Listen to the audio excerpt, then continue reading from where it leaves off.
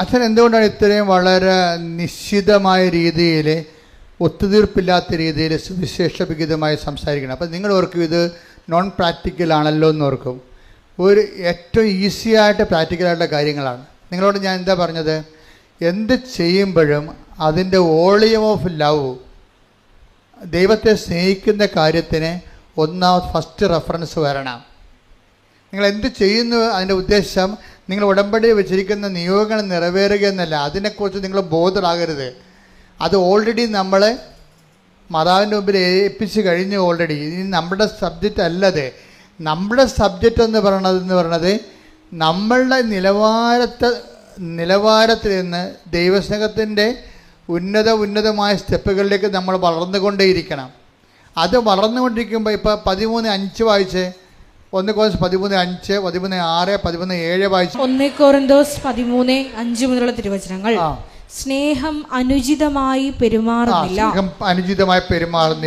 സ്വാർത്ഥം അന്വേഷിക്കുന്നില്ല, കോപിക്കുന്നില്ല, വിദ്വേഷം പുലർത്തുന്നില്ല, അത് അനീതിയിൽ സന്തോഷിക്കുന്നില്ല, സത്യത്തിൽ ആഹ്ലാദം കൊള്ളുന്നു, സ്നേഹം സകലതും സഹിക്കുന്നു, സകലതും വിശ്വസിക്കുന്നു, സകലതും പ്രത്യാശിക്കുന്നു. ലോകത്തിലെ ഒരു സാഹിത്യത്തിൽ പോലും ഈ ഭൂമിയിൽ പുലരേണ്ട ഈ ദൈവസ്നേഹത്തെക്കുറിച്ച് ഇത്രയും സ്കാൻ ചെയ്തിട്ടുള്ള ഉത്തമമായിട്ടുള്ള ഒരു വെളിപാട് കാണത്തില്ല. എന്താണ് അവസാനം പറയണത്? സ്നേഹം സകലത്തെയും അതിജീവിക്കുന്നുവെന്നാണ്. അപ്പം എനിക്ക് തോന്നുന്നത് നിങ്ങൾ എപ്പോഴും നമ്മൾ ശ്രദ്ധിക്കേണ്ടത്, നമ്മൾക്ക് പല കാര്യങ്ങളെ അതിജീവിക്കാൻ കഴിയുമ്പോൾ നിങ്ങൾ തിരിച്ചറിയണം നിങ്ങൾ ആ ലവ് ലെവലിലായെന്നറിയണം. പല കാര്യങ്ങളെ അതിജീവിക്കാൻ കഴിയുമ്പോൾ ജീവിതത്തിൽ അതിജീവിക്കാൻ വേണ്ടി കുറേ കാര്യങ്ങൾ ദൈവം തരും. അത് നിങ്ങളുടെ ലവ് ലെവൽ അറിയാൻ വേണ്ടിയാണ്. അല്ലാതെ ദൈവം നിങ്ങളെ സങ്കടപ്പെടുത്താനോ വിഷമിക്കാനല്ല. ഉടമ്പടിയിലാണെങ്കിൽ പോലും ചില സമയത്ത് ചില ഡോസ് തരും. നിങ്ങൾക്ക് വിഷമമുണ്ടാക്കുന്ന സാഹചര്യങ്ങളുണ്ടാവും. പക്ഷെ അത് നിങ്ങൾ ഓർക്കുക, എന്താണ്? അത് നിങ്ങളെ വിഷമിപ്പിക്കാനല്ല, നിങ്ങളുടെ ലവ് ലെവല് കൗണ്ട് ചെയ്യാൻ വേണ്ടിയുള്ള ദൈവത്തിൻ്റെ നടപടിക്രമത്തിൻ്റെ ഭാഗമാണ്. ഇപ്പോൾ ഉദാഹരണത്തിന് ഈ തോബിത്ത് പോകണല്ലേ, തോബിത്ത് പറഞ്ഞിട്ട് തോബിയാസ് പൈസ വാങ്ങിക്കാൻ വേണ്ടി, വെള്ളി മേടിക്കാൻ വേണ്ടി പോകണ വഴിക്ക് എന്നാ പറ്റും? ടൈഗ്രീസ് നദിയിൽ ഇറങ്ങി കുളിക്കും. നോക്കിയേ, ഇപ്പോൾ വഴിക്ക് പോവുകയാണ്, പോണ വഴിക്ക് ഉണ്ടാകുന്ന ഇൻഡാസ് കണ്ടില്ലേ? നോക്കി വായിച്ച്. തോബിത്ത് 6:1 മുതലുള്ള തിരുവചനങ്ങൾ. തോബിത്ത് 6-1 മുതലുള്ള തിരുവചനങ്ങൾ. അവർ യാത്ര ചെയ്ത് വൈകുന്നേരം ടൈഗ്രീസ് നദിയുടെ തീരത്തെത്തി അവിടെ താമസിച്ചു. തോബിയാസ് കുളിക്കാൻ നദിയിലിറങ്ങി. അപ്പോൾ ഒരു മത്സ്യം മുകളിലേക്ക് ചാടി, അത് അവനെ വിഴുങ്ങിക്കളയുമായിരുന്നു. അപ്പൊ ചില്ലറ മത്സ്യമല്ല കേട്ടോ, 10-70 കിലോ തൂക്കമുള്ള ആളാണ് തോബിയാസ്. അപ്പം അവനെ വിഴുങ്ങണമെങ്കിൽ ഒരു 100 കിലോ തൂക്കമുള്ള മത്സ്യമാണ് വന്നിരിക്കുന്നത്. നമ്മുടെ തൂക്കത്തിനൊത്ത പ്രശ്നമല്ല നമുക്ക് ഉണ്ടാകണത്, ഓർത്തേക്കണം. നമ്മുടെ തൂക്കത്തിനൊത്ത കഴിവിനൊത്ത പ്രശ്നമല്ല നമുക്ക്. നമ്മുടെ കഴിവിനൊത്താണെങ്കിൽ പ്രശ്നമല്ലല്ലോ. പ്രശ്നമെങ്കിൽ യഥാർത്ഥത്തിൽ വരണത്, ഇപ്പം 70 കിലോ തൂക്കമുണ്ട് തോബിയാസിന്. അവന് വിഴുങ്ങാൻ തന്നെ മത്സ്യത്തിനെന്ന് പറയുമ്പോൾ 70 കിലോനാണോ ഉള്ളത്? അല്ല, അതിന് 100-300 കിലോനുണ്ടാവും. വലിയ സാധനമാണത്. അപ്പോൾ ഇവനെ വിഴുങ്ങുമെന്നാകുമ്പോഴുണ്ട് അസറിയാസ് എന്ന് പറയുന്ന ദൂതൻ ഇവരെ കൊണ്ടുവന്ന് ദൈവം ഏൽപ്പിച്ചൊരാളാണ്. ദൂതൻ കരക്ക് നിൽക്കുന്നുണ്ട്. ഈ മത്സ്യം വെള്ളത്തിൽ ഇറങ്ങി കുളിക്കണ തോബിയാസിനെ വിഴുങ്ങാൻ വേണ്ടി ഈ ഭീമാകാരമായ മത്സ്യം വരുമ്പോൾ തോബിയാസ് പേടിച്ചിട്ട് കരക്ക് നോക്കും, ദൂതനിടയ്ക്ക് നോക്കും. ദൂതൻ പറയും, അതിനൊക്കെ പിടിക്കാൻ പറയും. അതാണ് വിഷയം. അതിനെ പിടിച്ച് കരക്കിടാൻ പറയും.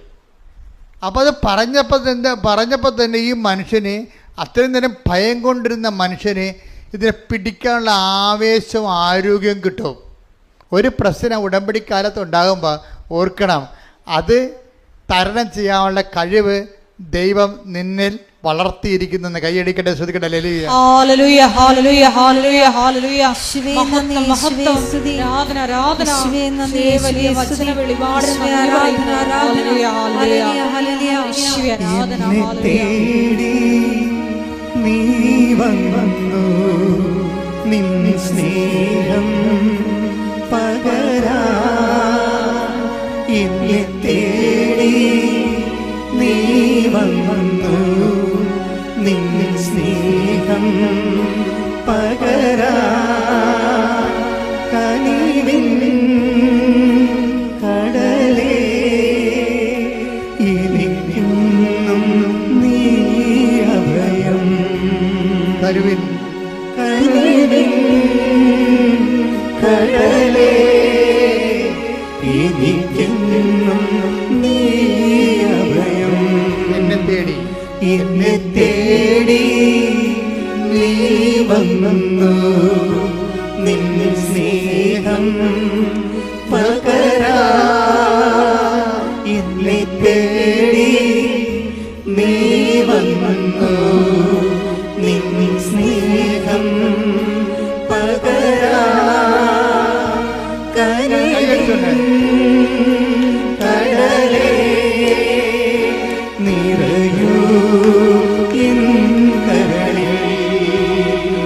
കനിവിൻ കടലേ, നിറയൂ എൻ കരളിൽ. എന്നെ തേടി നീ വന്നു, നിൻ സ്നേഹം പകരാ. എന്നെ തേടി നീ വന്നു, നിൻ സ്നേഹം പകരാ. കനിവിൻ കടലേ, നിറയൂ എൻ കരളിൽ. കരുവിൻ കടലേ, കനിവിൻ കടലേ, നിറയൂ എൻ കരളിൽ. ഇത്രയും നേരം അച്ഛനിലൂടെ ഈശോ പറഞ്ഞുകൊണ്ടിരുന്ന ഇതാണ് മക്കളെ, നിങ്ങൾ ഉടമ്പടി എടുക്കാൻ ദൈവം അനുഭവിച്ചത് തന്നെ എൻ്റെ വഴക്ക് പറയണമെന്ന് നിങ്ങൾ കാര്യമായിട്ട് എടുക്കരുതേ. അത് നിങ്ങൾ കുറച്ചുകൂടി ഭംഗിയായിട്ട് ഉടമ്പടി ചെയ്യാൻ വേണ്ടി അച്ഛൻ പ്രശ്നം ഉണ്ടാക്കുന്നതാണ്, അല്ലാതെ അത് നീരസമായിട്ട് എടുക്കരുത്. നിങ്ങൾ ഞാൻ ഉദ്ദേശിക്കുന്നത് ഇതാണ്, ഉടമ്പടി ഒരു പെർഫെക്റ്റ് ഫോർമുലയാണ്. പക്ഷേ എൻ്റെ മക്കളത് കറക്റ്റായിട്ടാണ് അത് ചെയ്യണത്. ഞാൻ പറയുന്ന വോളിയം ഓഫ് ലവ് അത്രയും കടുത്ത ദൈവത്തിന് നമ്മളെ സംശയിക്കാൻ പറ്റാത്ത അത്രയും ദൈവത്തിന് നമ്മളെ കാണുമ്പോൾ ഒരു സന്തോഷം തോന്നണം. അത്രയും ദൈവസ്നേഹത്തോടെയാണ് എൻ്റെ മക്കളെ ചെയ്യണമെന്നുണ്ടെങ്കിലേ, ഇപ്പം തന്നെ ഈ മത്സ്യത്തിൻ്റെ കാര്യം കണ്ട, ഇത് അപ്രതീക്ഷിതമായി വന്നതാണ്. 70 കിലോ തൂക്കമുള്ള തോബിയാസിനെ പിടിക്കാൻ 100 കിലോ തൂക്കമുള്ള മത്സ്യം വായും പൊളിച്ച് നിൽക്കുകയാണ്. അപ്പോൾ ഉടനെ ഈ തോബിയാസ് കരക്ക് നോക്കി പേടിച്ച് നോക്കുമ്പോൾ പറയും, അവനെ കയറി പിടിക്കാൻ പറയും. ഉടനെ ഈ വലിയ മത്സ്യത്തെ പിടിക്കാനുള്ള ശക്തി ഈ തോബിയാസിന് കിട്ടും. അതിൻ്റെ അർത്ഥം വെച്ചാൽ ഉടമ്പടി കാലത്ത് നിനക്കൊരു പ്രശ്നം ഉണ്ടായാൽ അതിൻ്റെ അർത്ഥം ആ പ്രശ്നത്തെ തരണം ചെയ്യാനുള്ള ശക്തി കർത്താവ് നിനക്ക് തന്നുവെന്ന് നിന്നെ ബോധ്യപ്പെടുത്താനാണ്. കൈയടിക്കട്ടെ, ഹല്ലേലൂയ, ഹല്ലേലൂയ, ഹല്ലേലൂയ. ഈ ഉടമ്പടിയിലൂടെ ഞങ്ങളെ ശക്തിപ്പെടുത്തുന്ന എന്നെ തേടി നീ വന്നു, നിൻ സ്നേഹം പകരാ. എന്നെ തേടി നീ വന്നു, നിൻ സ്നേഹം പകരാ. കനിവിൻ കടലേ, നിറയൂ എൻ കരളിൽ. കരുവിൻ കടലേ, കനിവിൻ കടലേ, നിറയൂ എൻ കരളിൽ. പരിശുദ്ധ പരമദിവ്യകാരുണ്യത്തിന്, പരിശുദ്ധ പരമദിവ്യകാരുണ്യത്തിന് നേരവും ആരാധനയും സ്തുതിയും പുകഴ്ചയും ഉണ്ടായിരിക്കട്ടെ. എന്നിട്ട് ഈ തോബിയാസ് മത്സ്യത്തെ പിടിച്ച് കരക്കിടും. കരക്കിട്ടിട്ട് തോബിയാസ് പിന്നും ദൂതനോട് ചോദിക്കും, വട ഐ ഷുഡ് നൗ, ഇനി എന്താ ചെയ്യേണ്ടത്? ഉടനെ പറയും ഇതിൻ്റെ ചങ്കും കരളും പറിച്ചെടുക്കാൻ പറയും. ആ പ്രശ്നത്തിൻ്റെ ചങ്കും കരളും ഇയാൾ പറിച്ചെടുക്കും. പറിച്ചെടുത്തിട്ട് രണ്ടുപേരും കൂടി അതിനെ ചുട്ടു തിന്നും. എങ്ങനെയാണ് ഇതിനെ അതിജീവിക്കണം നോക്കണം. എല്ലാ ഉടമ്പടി കാലങ്ങളുണ്ടാകുന്ന പ്രശ്നങ്ങൾ പോലും ദൈവം നിന്നെ വീണ്ടെടുക്കാൻ പോകുന്നതിൻ്റെ ഓരോ അടയാളങ്ങളും അതിൻ്റെ വഴികളുമാണ് വരണത്. അപ്പം നിങ്ങൾ പതറുകയല്ല ചെയ്യേണ്ടത്. നിങ്ങളെ പ്രേക്ഷിത പ്രവർത്തനത്തിൽ തോബിയാസിൻ്റെ സ്വഭാവം കണ്ടില്ലേ? ഓരോ വിഷയങ്ങൾ സംഭവിക്കുമ്പോൾ അവർ ഫോൺ വിളിച്ച് നാട്ടുകാരെയും വീട്ടുകാരെയും ബന്ധുക്കളെയും പാർട്ടിക്കാരെയും അല്ല വിളിക്കുന്നത്, ദൂതനെയാണ് നോക്കണത്. മത്സ്യം വന്നപ്പോൾ ദൂതനെ നോക്കി, മത്സ്യത്തെ പിടിച്ച് കരം കിട്ടപ്പോഴും ദൂതനോട് ചോദിച്ചു ഇനി എന്താ ചെയ്യേണ്ടത്. അപ്പോൾ ദൂതൻ പറഞ്ഞു അതിൻ്റെ ചങ്കം കരലും പറിക്കണം, അത് സൂക്ഷിച്ച് വെക്കണം, അതുകൊണ്ട് നമുക്ക് പണിയുണ്ട്. അപ്പോൾ ഓരോ വിഷയത്തെക്കുറിച്ചും ആ വിഷയത്തിൽ പങ്കെടുക്കുന്ന വ്യക്തികളെക്കുറിച്ചും ഒക്കെ നാളെ കാലങ്ങളിൽ ദൈവം നിനക്ക് ഗുണം ചെയ്യും. ഒരു പക്ഷേ ഇന്ന് നിന്നെ എതിർക്കുന്ന വ്യക്തികളാകാം. ഒരിക്കലേ ഞാനേ ഈ ചവിട്ടുനാടക വിജ്ഞാനകോശം എഴുതി. അത് ഞാൻ എൻ്റെ 89 കർത്താവ് ഈ ആധ്യാത്മിക ശുശ്രൂഷ തന്നപ്പോൾ അതിന് കൂടെ തന്നതാണ് സഭയുടെ മിഷണറി കലകളെ പുനരുജ്ജീവിപ്പിക്കുക. മിഷണറി കലകളാണ് ചവിട്ടുനാടകം, പുത്തമ്പാന, അമ്മാനം, ദേവാസ്, പിച്ചപ്പാട്ട്, അണ്ണായിപ്പാട്ട്, അങ്ങനെ കുറേ ഉണ്ട്. 9 കലകളുണ്ട്. അതെല്ലാം മൺമറഞ്ഞ് പോയിക്കൊണ്ടിരിക്കുകയാണ്. അതിനെ പുനരുജ്ജീവിപ്പിക്കാൻ പറഞ്ഞു. ഞാൻ പിന്നെ എനിക്ക് സമയം കിട്ടുമ്പോൾ ആധ്യാത്മിക ശുശ്രൂഷ കഴിഞ്ഞാൽ പിന്നെ ഞാൻ അതിൻ്റെ ഗവേഷണങ്ങൾ, പഠനങ്ങൾ, അവതരണങ്ങൾ, അതുപോലെ തന്നെ കളരികൾ സ്വരൂപിക്കുക, അവരെ പഠിപ്പിക്കാനുള്ള സംവിധാനം ഉണ്ടാക്കുക. അപ്പോൾ അത് നല്ല ശരിക്കും അമ്മ ഓരോരോ കാലങ്ങളിലും ഹെൽപ്പ് ചെയ്യും. അവസാനം എനിക്ക് കേന്ദ്ര ഗവൺമെൻറ് ഞാൻ പ്രോജക്റ്റ് അയച്ചപ്പോൾ അവരത് അക്സെപ്റ്റ് ചെയ്തിട്ട് കേരളത്തിൽ 2 പേർക്ക് മാത്രം കൊടുക്കുക. സീനിയർ ഫെലോഷിപ്പ് തന്നു സെൻട്രൽ ഗവൺമെൻറ്. അത് അന്നത്തെ കാലത്ത് അതെനിക്ക് കിട്ടിയിരിക്കുന്നത് 2008 മറ്റെയാണ്. 2008 എനിക്ക് 3 ലക്ഷം രൂപയാണ് തന്നത് സെൻട്രൽ ഗവൺമെൻറ് ഞാൻ ചെയ്ത വർക്ക് എന്തിനാണ്? ചവിട്ടുനാടക വിജ്ഞാനകോശം. അത് ആ വർക്ക് തീർന്ന എപ്പോഴാണ്? 5 കൊല്ലം കഴിഞ്ഞപ്പോൾ 2013 ആ വർക്ക് തീർന്ന. ആ വർക്ക് തീർന്നപ്പോൾ ഇത് പ്രസിദ്ധീകരിക്കണ്ടേ? ഇത് പ്രസിദ്ധീകരിക്കാൻ വേണ്ടി ഇതിന് എന്തുമാത്രം ഇത് ആദ്യമേ, അതായത് നിങ്ങൾ ഒരു സ്ഥലത്ത് നിങ്ങൾ പറയുമല്ലോ ഞാൻ അവിടെ കൊണ്ട് ബിസാക്ക് കൊടുത്തു, അപ്പോൾ ഏജൻസിക്ക് ഞാൻ 1 ലക്ഷം രൂപ കൊടുത്തു, പിന്നെ 6 മാസം കഴിഞ്ഞപ്പോൾ അത് മനസ്സിലായി ഏജൻസി ഫേക്കാണെന്ന് കണ്ടു. അത് ഉടനെ ഞാൻ കാശ് തിരിച്ചു ചോദിച്ചു, അവർ കുറച്ച് കാശ് തന്നു, പിന്നെ അവർ വിളിച്ചിട്ട് എടുക്കണില്ല. നിങ്ങളുടെ കഥ അല്ലേ? ആ കഥ പോലെ തന്നെ ഇതുപോലെ ഓരോ സംഭവങ്ങളും നമ്മുടെ ജീവിതം നടത്തുമ്പോൾ ദൈവം ഉദ്ദേശിക്കുന്നത് ഈ മത്സ്യത്തെ കൊല്ലാനുള്ള ബലം നീ പ്രാപിക്കാൻ വേണ്ടി പ്രാർത്ഥിക്കാൻ വേണ്ടി സ്കീംസ് തരികയാണ്. അതെപ്പോഴും ഓർത്തേക്കണം, പ്രാർത്ഥിക്കാനുള്ള സ്കീംസാണിത്. എല്ലാ കാര്യവും വിജയിക്കരുത്. എല്ലാ കാര്യവും വിജയിച്ചാൽ ദൈവത്തിൻ്റെ പദ്ധതി വിജയിക്കത്തില്ല. എല്ലാ കാര്യവും വിജയിച്ചാൽ നിൻ്റെ പദ്ധതി വിജയിക്കും. പക്ഷെ ദൈവത്തിൻ്റെ പദ്ധതി അതല്ല, നിന്നെ ബലമാക്കുകയാണ്. നിന്നെ എന്താണ് അവസാനം ഫിലിപ്പിയർ 4:13 പറഞ്ഞ എന്താണ്? എന്നെ ശക്തനാക്കുന്നതിലൂടെ എന്ന് പറഞ്ഞ് ഫിലിപ്പിയർ 4:13 എന്നെ ശക്തനാക്കുന്നവനിലൂടെ എല്ലാം ചെയ്യാൻ എനിക്ക് സാധിക്കും.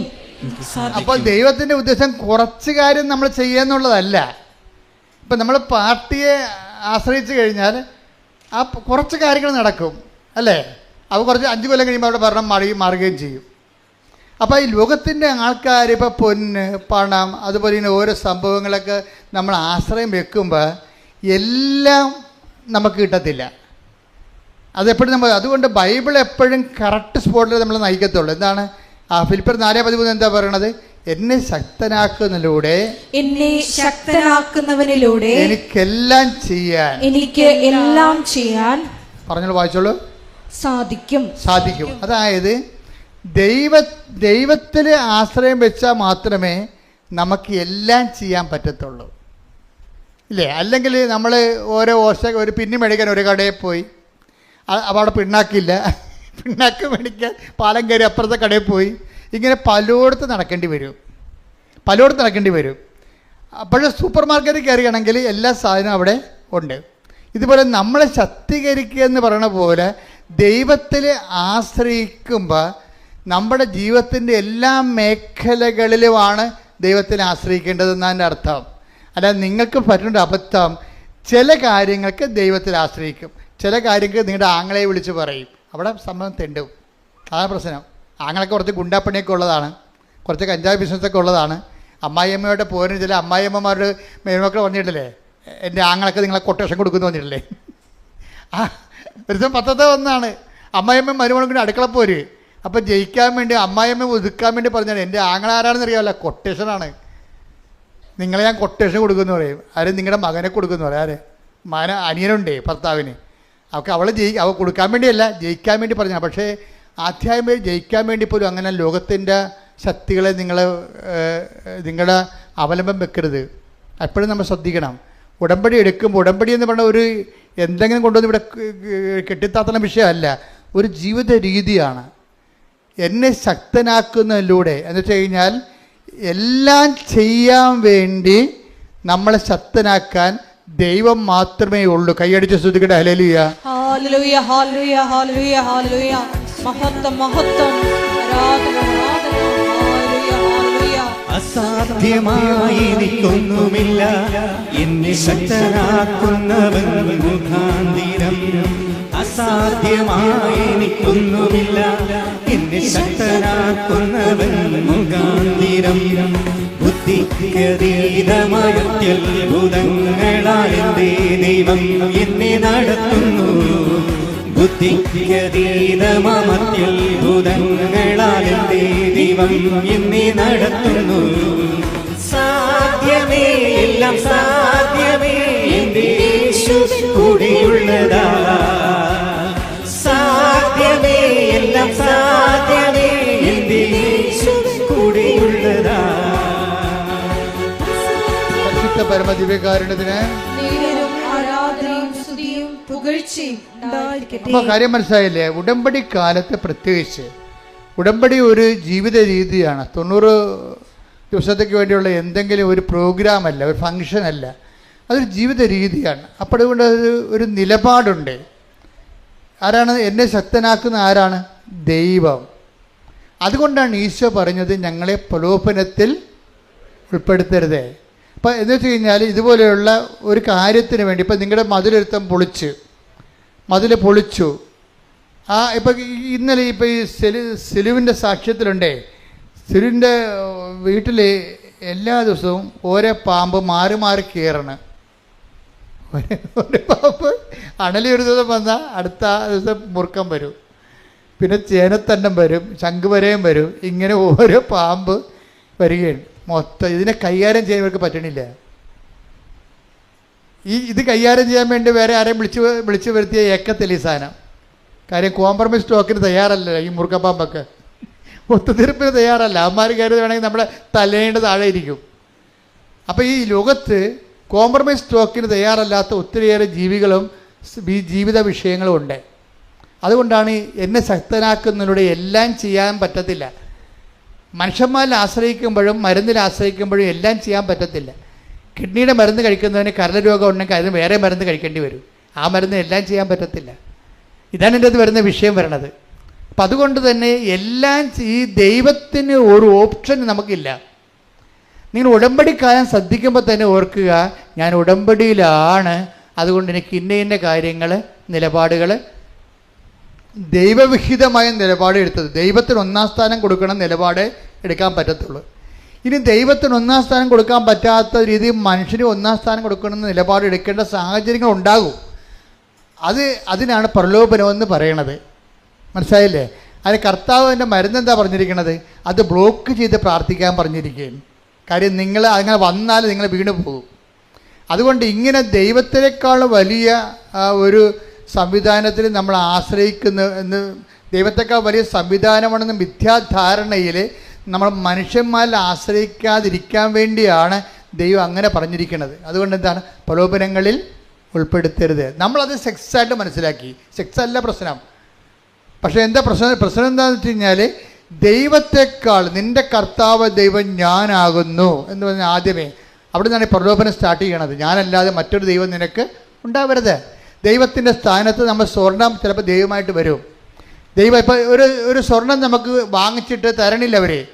അപ്പം ഞാൻ കഴിഞ്ഞ ആഴ്ച പറഞ്ഞതാണ് നിങ്ങളോട്, വായ്പ വാങ്ങിച്ചതാണ്, പക്ഷെ അവർ വിറ്റ് മാറ്റി, അവർ തന്നില്ല. അവരോട് വിളിച്ച് പറഞ്ഞ് അപ്പോൾ അവർ ചോദിക്കണത് എന്താ വെച്ച് കഴിഞ്ഞാൽ, ചില ആൾക്കാർക്ക് ഭയങ്കര അഹങ്കാരം ഉണ്ടല്ലോ, അവരെ കയ്യിൽ നിന്ന് കുഴപ്പം സംഭവിച്ചു. പക്ഷേ ഇപ്പോൾ അവർ പറഞ്ഞത് എന്താണെന്നറിയാമോ? മേടിക്കാമെങ്കിൽ മേടിക്കാനാണ് പറയണത്. നമ്മുടെയൊക്കെ എന്ത് സാറിന് അരിയും തിന്ന് ആശ്വാസനം കടിച്ച് എന്നിട്ടും പട്ടിക്ക് മുറിവുറപ്പ് എന്ന് പറഞ്ഞ പോലെ നമ്മൾ വരുന്ന അനുഭവങ്ങൾ ആ തരവാണ്. അപ്പോൾ ഇങ്ങനെയുള്ള അനുഭവങ്ങളുടെ വരുമ്പോൾ നമ്മളെന്ത് ചെയ്യും? അപ്പോഴും ഞാൻ ഉടമ്പടി എടുത്തിരിക്കുന്നത് കൊണ്ടാണ് ഈ 90 ദിവസം കഴിയട്ടെ, നിൻ്റെ കൈയും കാലും ഞാൻ വിട്ടു എന്ന് പറയും. അതാണ് പ്രശ്നം. അവിടെയാണ് പ്രശ്നം. ഇതാണ് പ്രലോഭനം എന്ന് പറയണത്. പറഞ്ഞ മനസ്സിലായില്ലേ? നിങ്ങളിങ്ങനെ 90 ദിവസം കഴിയുമ്പോൾ കൈയും കാലും വിട്ടുമെന്ന് ദൈവത്തിന് അറിയാം. അതുകൊണ്ട് ഉടമ്പടി ഇപ്പം തന്നെ നിരക്കാൻ തുടങ്ങിയിരിക്കണത്.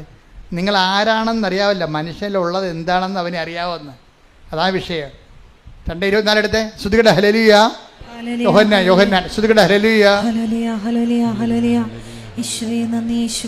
യോഹന്നാൻ 2:24. യേശുവാകട്ടെ അവരെ വിശ്വസിച്ചില്ല, കാരണം അവൻ അവരെയെല്ലാം അറിഞ്ഞിരുന്നു. 25. മനുഷ്യനെ പറ്റി ആരുടെയും സാക്ഷ്യം അവന് ആവശ്യമായിരുന്നില്ല. മനുഷ്യനിലുള്ളത് എന്താണെന്ന് അവൻ വ്യക്തമായി അറിഞ്ഞിരുന്നു. അതാ പറയാം, വൃത്തിയായിട്ടും വ്യക്തമായിട്ടും അറിയാം. അതുകൊണ്ടാണ് ഉടമ്പടി ലാഗ് ചെയ്യാൻ കാര്യത. നിങ്ങൾ എന്ത് ഉരുപ്പടിയാണെന്നുള്ളതിനെക്കുറിച്ച്, കാതലാണോ വെള്ളയാണോ എന്നുള്ളത് അറിയാൻ പറ്റും. മരം വിൽക്കുന്ന ആൾക്കാർ വരത്തില്ലേ, അപ്പോൾ അവർ നമ്മൾ ആഞ്ഞിലേക്ക് കാണിക്കുമ്പോൾ പറയും, എൻ്റെ ചേച്ചി ഇത് ഒന്നും കിട്ടത്തില്ല, ഞാൻ 14,000 രൂപ തന്നെ ഞാൻ കൂടുതലാണ് പറഞ്ഞത്, ഇത് മുഴുവൻ വെള്ളയാണെന്ന് പറയും. ചിലപ്പോൾ കള്ളത്തരായിരിക്കും അത് പറയണതേ, നമുക്കിപ്പോൾ അത് ലാഭത്തിൽ കിട്ടാൻ വേണ്ടിയാണ്. പക്ഷേ എന്നാലും ശരി, ഒരു വ്യക്തിയെ കാണുമ്പോൾ ദൈവം കാതലാണോ വെള്ളയാണോ എന്ന് പറയും. എന്ന് വെച്ച് കഴിഞ്ഞാൽ ഈ കാര്യം കണ്ടു കഴിയുമ്പോൾ നമ്മൾ ആരായിരിക്കും ദൈവത്തിന് അറിയാം. അതുകൊണ്ടാണ് 2:25 പറയണത്. എന്താണ്? മനുഷ്യനുള്ളത് എന്താണെന്ന് അവന് നേരത്തെ അറിയാമായിരുന്നു. അത് സീരിയസ് നിസ്സാര വിഷയമല്ല. അതായത് ഇതുപോലെ ഒരു വിഷയം വന്നു കഴിഞ്ഞാൽ നീ ദൈവത്തെ വിട്ടു നിൽക്കുക. ഇപ്പോൾ കഴിഞ്ഞ ദിവസങ്ങളിൽ ഇവിടെ ഒരു ഗോവയെന്ന് ഒരു സഹോദരി വന്ന, അപ്പം ഞാൻ അവരെ പ്രാർത്ഥിച്ചപ്പോൾ എനിക്കെന്ത് പന്തികേട് തോന്നി, നോട്ട് റൈറ്റ് എന്ന് തോന്നി. അപ്പം ഞാനിവിടെ രണ്ടാമത് ഇവരുടെ ചീട്ടെടുത്ത് കൂട്ടത്തിൽ നിന്ന് എടുത്ത് രണ്ടാമത് പൊക്കിയെടുത്ത് വായിച്ച് നോക്കിയപ്പോൾ പുതിയ ഉടമ്പടിയാണ്. പുതിയ ഉടമ്പടിക്കാർ ചില NRIക്കാരാണെങ്കിൽ ചിലപ്പോൾ എമർജൻസി ആണെങ്കിൽ അവർ 5 കൊല്ലം കഴിഞ്ഞാലേ പിന്നെ വരത്തുള്ളൂ. അവരച്ഛൻ കാണാൻ ചിലപ്പോൾ അവർക്ക് ഈ വിഷയം സീരിയസ് ആണെങ്കിൽ അനുവദിക്കും, വിഷയം സീരിയസ് ആണെങ്കിൽ അനുവദിക്കും. പക്ഷേ ഇവർ ഗോവക്കാരത്തെയാണ്. ഇവർ ചെയ്യേണ്ടതെന്ന് വെച്ച് കഴിഞ്ഞാൽ ഉടമ്പടി എടുത്തിട്ട് ആ ഉടമ്പടി ജീവിക്കണം. ആദ്യം പോയി ഇവർ കത്തോലിക്കരാണെങ്കിൽ പോയി കുമ്പസാരിക്കണം. ആ ഉടമ്പടി ജീവിച്ചിട്ട് 90-ാം പക്കമാണ് തിരിച്ച് വന്നിട്ട് അവർ കാണാൻ പറ്റണമെങ്കിൽ, അത്യാവശ്യമായിട്ട് കാണണമെങ്കിൽ കാണേണ്ടത്. ഇവരങ്ങനെ ഒന്നുമില്ലാതെ നേരെ ഉടമ്പടി എടുത്തിട്ട് നേരെ. അപ്പം ഞാൻ മാനേജറെ വിളിപ്പിച്ച് പറഞ്ഞു, നിങ്ങൾ അവിടെ ചതിക്കാനിരിക്കണമെന്ന് ചോദിച്ചു. എന്താ പ്രശ്നം? അപ്പോൾ അയാൾ എന്നോട് പറയണത്, 2 ദിവസമായിട്ട് അമ്മയും മകളും ഇവിടെ പുറകെ അടക്കുകയാണ്, അച്ഛനെ കാണണമെന്ന് പറഞ്ഞു. അപ്പോൾ കണ്ടാൽ പറ്റപ്പോൾ എന്താ വിഷയം? അപ്പോൾ ഇവിടെ സൂര്യകടായിട്ട് പുള്ളി ചുറ്റും വിടും. അപ്പം ഞാനിവിടെ പിടിച്ചു. എനിക്ക് ആളെ കാണുമ്പോൾ അറിയാൻ പറ്റും പെശകല്ല. ഞാൻ ഈ ചീട്ട് 2ാമത് വായിച്ച് നോക്കിയപ്പോൾ എന്താ പറ്റുമെന്നറിയാമോ? ഇവരെഴുതി വെച്ചിരിക്കുന്ന കാര്യം, ഇവർ ഭർത്താവുമായിട്ട് പിരിഞ്ഞ് താമസിക്കുകയാണ്. എന്നിട്ട് ഇപ്പോൾ 19 കൊല്ലം കഴിഞ്ഞ് അവിടെ മകൻ അവരുടെ ഭർത്താവിൻ്റെ കൂടെയാണ്. അപ്പോൾ ആ മകനെ തിരിച്ചു കിട്ടാൻ വേണ്ടിയാണ് ഉടമ്പടി എടുത്തിരിക്കുന്നത്. എനിക്ക് തോന്നുന്നത് കിട്ടുമെന്ന്. കാര്യം അതിന് കുറേ ചടവ് നിവർത്താനുണ്ട്. കാര്യം ഒന്നാമത്തെ കാര്യം, ആരാണ് ആദ്യം പിരിഞ്ഞതെന്ന് അറിയണം. ഇവളാണ് ഇട്ടച്ചും പോകുന്നത്, അവനാണ് പോകുന്നതെന്ന്. അവനാണ് ഇവളെ ഉപേക്ഷിച്ചതെങ്കിൽ തീർച്ചയായിട്ടും നമുക്ക് പ്രാർത്ഥിക്കുമ്പോൾ കർത്താവ് നീതിയുടെ പക്ഷം നിൽക്കും. ഒരു നീതിപക്ഷം ഉണ്ടല്ലോ. നമ്മളുള്ള പ്രകൃതമെല്ലാം കാണിച്ചു കൂട്ടത്തിൽ ഇവിടെ ഉടമ്പടി എടുക്കുമ്പോൾ എല്ലാം ഉരുത്തി കണ്ട് വായിലോട്ട് വിഴുങ്ങി തരുന്ന നമ്മൾ ആനയ്ക്ക് നമ്മൾ പട്ട കൊടുക്കുമെന്നാണ് വിചാരിക്കണത്. നടക്കത്തില്ല, ഒറ്റ നടക്ക് പോകത്തില്ല.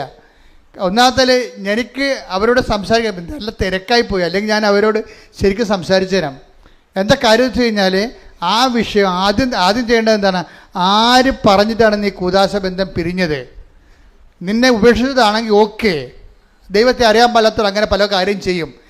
ദൈവത്തെ അറിഞ്ഞിട്ടും അറിയാൻ പാലാതെ നടിച്ചുകൊണ്ട് നിൻ്റെ സൗകര്യത്തിന് വേണ്ടി നീ കൊച്ചിനെ ആ പെങ്കൊച്ചിനെയും വിളിച്ചുകൊണ്ട് അവളെ പോകുന്നേ. നേരത്തെ ഇപ്പം 19-ാമത്തെ വയസ്സിൽ ആൺകൊച്ചിനെ കൂടി നിർത്തി വീട്ടിൽ നിർത്തി വേല എടുപ്പിക്കാൻ വേണ്ടി വിളിക്കുകയാണ്. കുറച്ച് കഴിഞ്ഞപ്പോഴാണ് ഒരു അരിശം കൊണ്ട് ആറ്റിച്ചാടുന്നവരെ വേറെ പല അരിശം എടുത്താൽ പിന്നെ അവിടെ പോകാൻ പറ്റത്തില്ല. ഇപ്പോഴെന്ത് 19-ാം വയസ്സിൽ ആ പയ്യനെ കിട്ടണമെന്ന് പറയുകയാണ്. അതിനകത്ത് നീതി ഉണ്ടോ എന്ന് അറിയത്തില്ല. അവനാണ് ഇവളെ ഉപേക്ഷിച്ചെന്നുണ്ടെങ്കിൽ തീർച്ചയായിട്ടും നമുക്ക് അതിൻ്റെ അകത്തൊരു സ്കോപ്പുണ്ട്.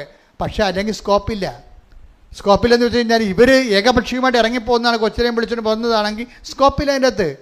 ഇനി ഇവിടെ സ്കോപ്പ് ഉണ്ടായിട്ട് നമ്മൾ എന്തെങ്കിലും തരത്തിൽ അയാൾക്ക് മനസ്സലിഞ്ഞ് ചിലപ്പോൾ ഈ കൊച്ചിനെ നിന്നെ അമ്മയ്ക്ക് നിനക്കിഷ്ടമുള്ള പോകാമെന്ന് അവൻ പറഞ്ഞാൽ പോലും ദൈവത്തിരുസന്നിധിയിൽ ഈ സംഭവം ഇങ്ങനെ കിടക്കും.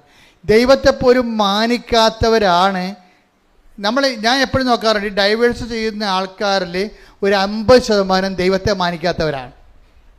ഇതൊരു വിവാദമാക്കേണ്ട കാര്യമില്ല. ഞാൻ 21 വർഷത്തോളം ഈ 89 മുതൽ 2000 ഇപ്പോഴുള്ള 25 വരെ 21 ലക്ഷത്തോളം മനുഷ്യരെ കൗൺസിൽ ചെയ്തിട്ടാണ് ഞാൻ പറയണത്. ഡൈവേഴ്സ് ചെയ്യാൻ ഉദ്ദേശിച്ചവരെ 50% ദൈവഭയം ഇല്ലാത്തവരാണ്. അവരുടെ അപ്പുറത്തെ കാര്യം നടന്നു പോരണം, അല്ലെങ്കിൽ അവരുടെ സൗകര്യം അനുസരിച്ച് കാര്യങ്ങൾ നടക്കണം. അതിനു വേണ്ടിയാണ്. ഒരിക്കൽ ദൈവത്തെ ഉപേക്ഷിച്ചവർ പിന്നെ എത്ര കടന്ന് മോങ്ങിയാലും ആ ദൈവം നിത്യതയെ വരത്തില്ല, തിരിച്ചു വരത്തില്ല. പള്ളിയിൽ നിന്ന് ചിലപ്പോൾ എന്തെങ്കിലുമൊക്കെ പറഞ്ഞ് നിങ്ങൾക്ക് ചിലപ്പോൾ ഡിസ്പെൻസേഷനൊക്കെ വാങ്ങിച്ച് ചിലപ്പോൾ വേറെ കെട്ടാൻ പറ്റുമായിരിക്കും. പക്ഷേ ദൈവത്തിരുസന്നിധി ആ കണക്കെടുപ്പുണ്ട്. കാര്യം എന്താണ്? നീ അന്ന് അമ്മ പറഞ്ഞു, ഇന്നിപ്പോൾ അമ്മ ജീവിച്ചിരിപ്പില്ല, അത് നിന്നെ ചട്ടക്കയറ്റിയ ആൻറ്റിമാരിന്ന് ജീവിച്ചിരിപ്പില്ല, അതിലെല്ലാം ചത്ത് തവള ചാണ പോലെ ചത്ത് ജീവിതത്തിൽ ഒരു പൊടിയാട് കിടപ്പുണ്ട്. അവരെ നശിപ്പിച്ച ജീവിതമാണ് നിൻ്റെത്. അവർ പറഞ്ഞത് കേട്ടിട്ടുണ്ട്. ഇന്ന് നിങ്ങൾ ജീവിത പങ്കാളി പിരിയണമെന്നൊക്കെ പറഞ്ഞിട്ട് ജീവിത പങ്കാളിയുമായിട്ട് താമസിക്കാൻ തയ്യാറല്ല എന്ന് പറയുമ്പോൾ അതിനുവേണ്ടി നിങ്ങളെ സ്ക്രൂ ചെയ്യുന്നവർ ചിലപ്പോൾ അപ്പനായിരിക്കാം, ചിലപ്പോൾ അമ്മാവനായിരിക്കാം, ചിലപ്പോൾ അനിയത്തിയായിരിക്കാം, ആൻറ്റി ആയിരിക്കാം. ഇവന്മാരെല്ലാം ചത്ത് പാമ്പ് ചാകണ പോലെ ചത്ത് പൊടിയായിട്ടിരിക്കും. നിങ്ങൾക്കൊന്നും ചെയ്യാൻ പറ്റത്തില്ല. അവർ പറഞ്ഞ കേട്ടിട്ട് ഒരിക്കൽ ദൈവത്തെ ഉപേക്ഷിച്ചവരാണ്. ദൈവത്തെ നമ്മൾ ഒരിക്കൽ ഉപേക്ഷിച്ചതിന് ശേഷം നമ്മൾ ഒരിക്കൽ ആ ദൈവത്തെ തിരിച്ചു വിളിക്കാൻ പറഞ്ഞാൽ ദൈവം തിരിച്ചു വരത്തില്ല. ഭൂമിയിൽ എന്തെങ്കിലുമൊക്കെ അഡ്ജസ്റ്റ്മെൻറ്റ് നടക്കുമെന്നല്ലേ ഉള്ളൂ. നിത്യത. ഞാൻ മാതാവിനെ നേരെ ചൊവ്വെ കണ്ട ആളാണ്. ഞാൻ പറഞ്ഞ് നിങ്ങൾ ശ്രദ്ധിക്കണം. കാര്യം ദൈവത്തെക്കുറിച്ച് വ്യക്തമായ അഭിപ്രായമില്ലാത്തവർ, അടയാളമില്ലാത്തവർ, അനുഭവമില്ലാത്ത ആൾക്കാർ ഉണ്ടാക്കിയിട്ടുള്ള ആധ്യാത്മികതയിൽ ചിലപ്പോൾ ഇങ്ങനെ പലതരത്തിലുള്ള കോംപ്രമൈസും ഒത്തുതീർപ്പും ഉണ്ടാകും. പക്ഷെ ഒരു കാര്യം വ്യക്തമാണ്, കൃപാസനത്തിലാണ് ഉടമ്പടി ദൈവം തന്നിട്ടുണ്ടെങ്കിൽ ആ ഉടമ്പടിയിലൂടെ 10,000 ദൈവത്തെ അറിയുന്നുണ്ടെങ്കിൽ ദൈവം വസിക്കുന്ന ഇടത്ത് വന്ന് നിൽക്കുമ്പോൾ നിങ്ങൾ മാനസാന്തരപ്പെടാതെ നിങ്ങൾ ബാധ്യസ്ഥരാണ്. അല്ലെങ്കിൽ ഇത് നിങ്ങളുടെ അവസാനത്തെ ഓപ്ഷനാണ്, നിങ്ങൾ തിരിച്ചറിയണം. ശ്രുതികട്ടെ. ഹല്ലേലൂയ, ഹല്ലേലൂയ, ഹല്ലേലൂയ, ഹല്ലേലൂയ. ഞങ്ങളുടെ ജീവിതത്തിൽ പശ്ചാത്തപിക്കാനുള്ള, ദൈവത്തിലേക്ക് തിരിച്ചു വരാനുള്ള അവസരങ്ങൾ നഷ്ടപ്പെടുത്താതിരിക്കുവാനുള്ള വലിയ കൃപ ഞങ്ങൾക്ക് നൽകണമേ. ഹല്ലേലൂയ, ഹല്ലേലൂയ. മഹത്വം, മഹത്വം.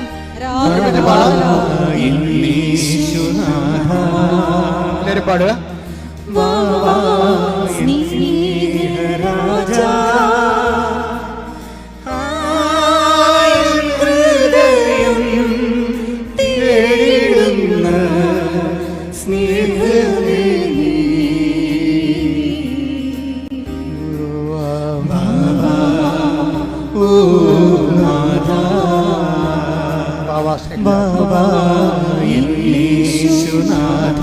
ഒരുമിച്ച് പാടുക എല്ലാവരും.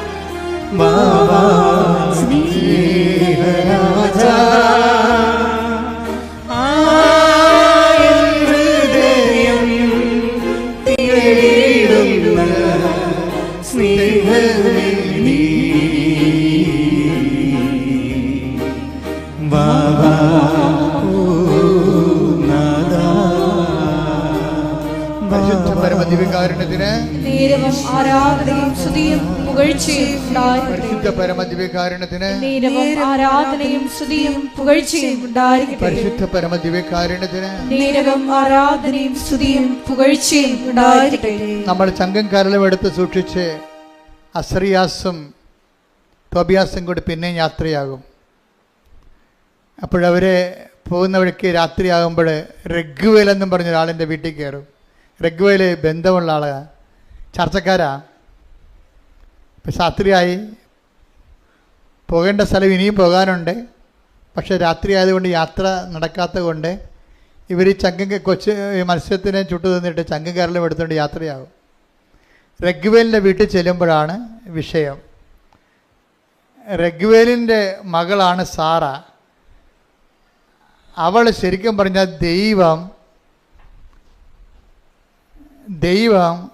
ഈ തോബിയാസിന് വേണ്ടി നിശ്ചയിച്ചിരുന്ന ജീവിത പങ്കാളിയാണ്.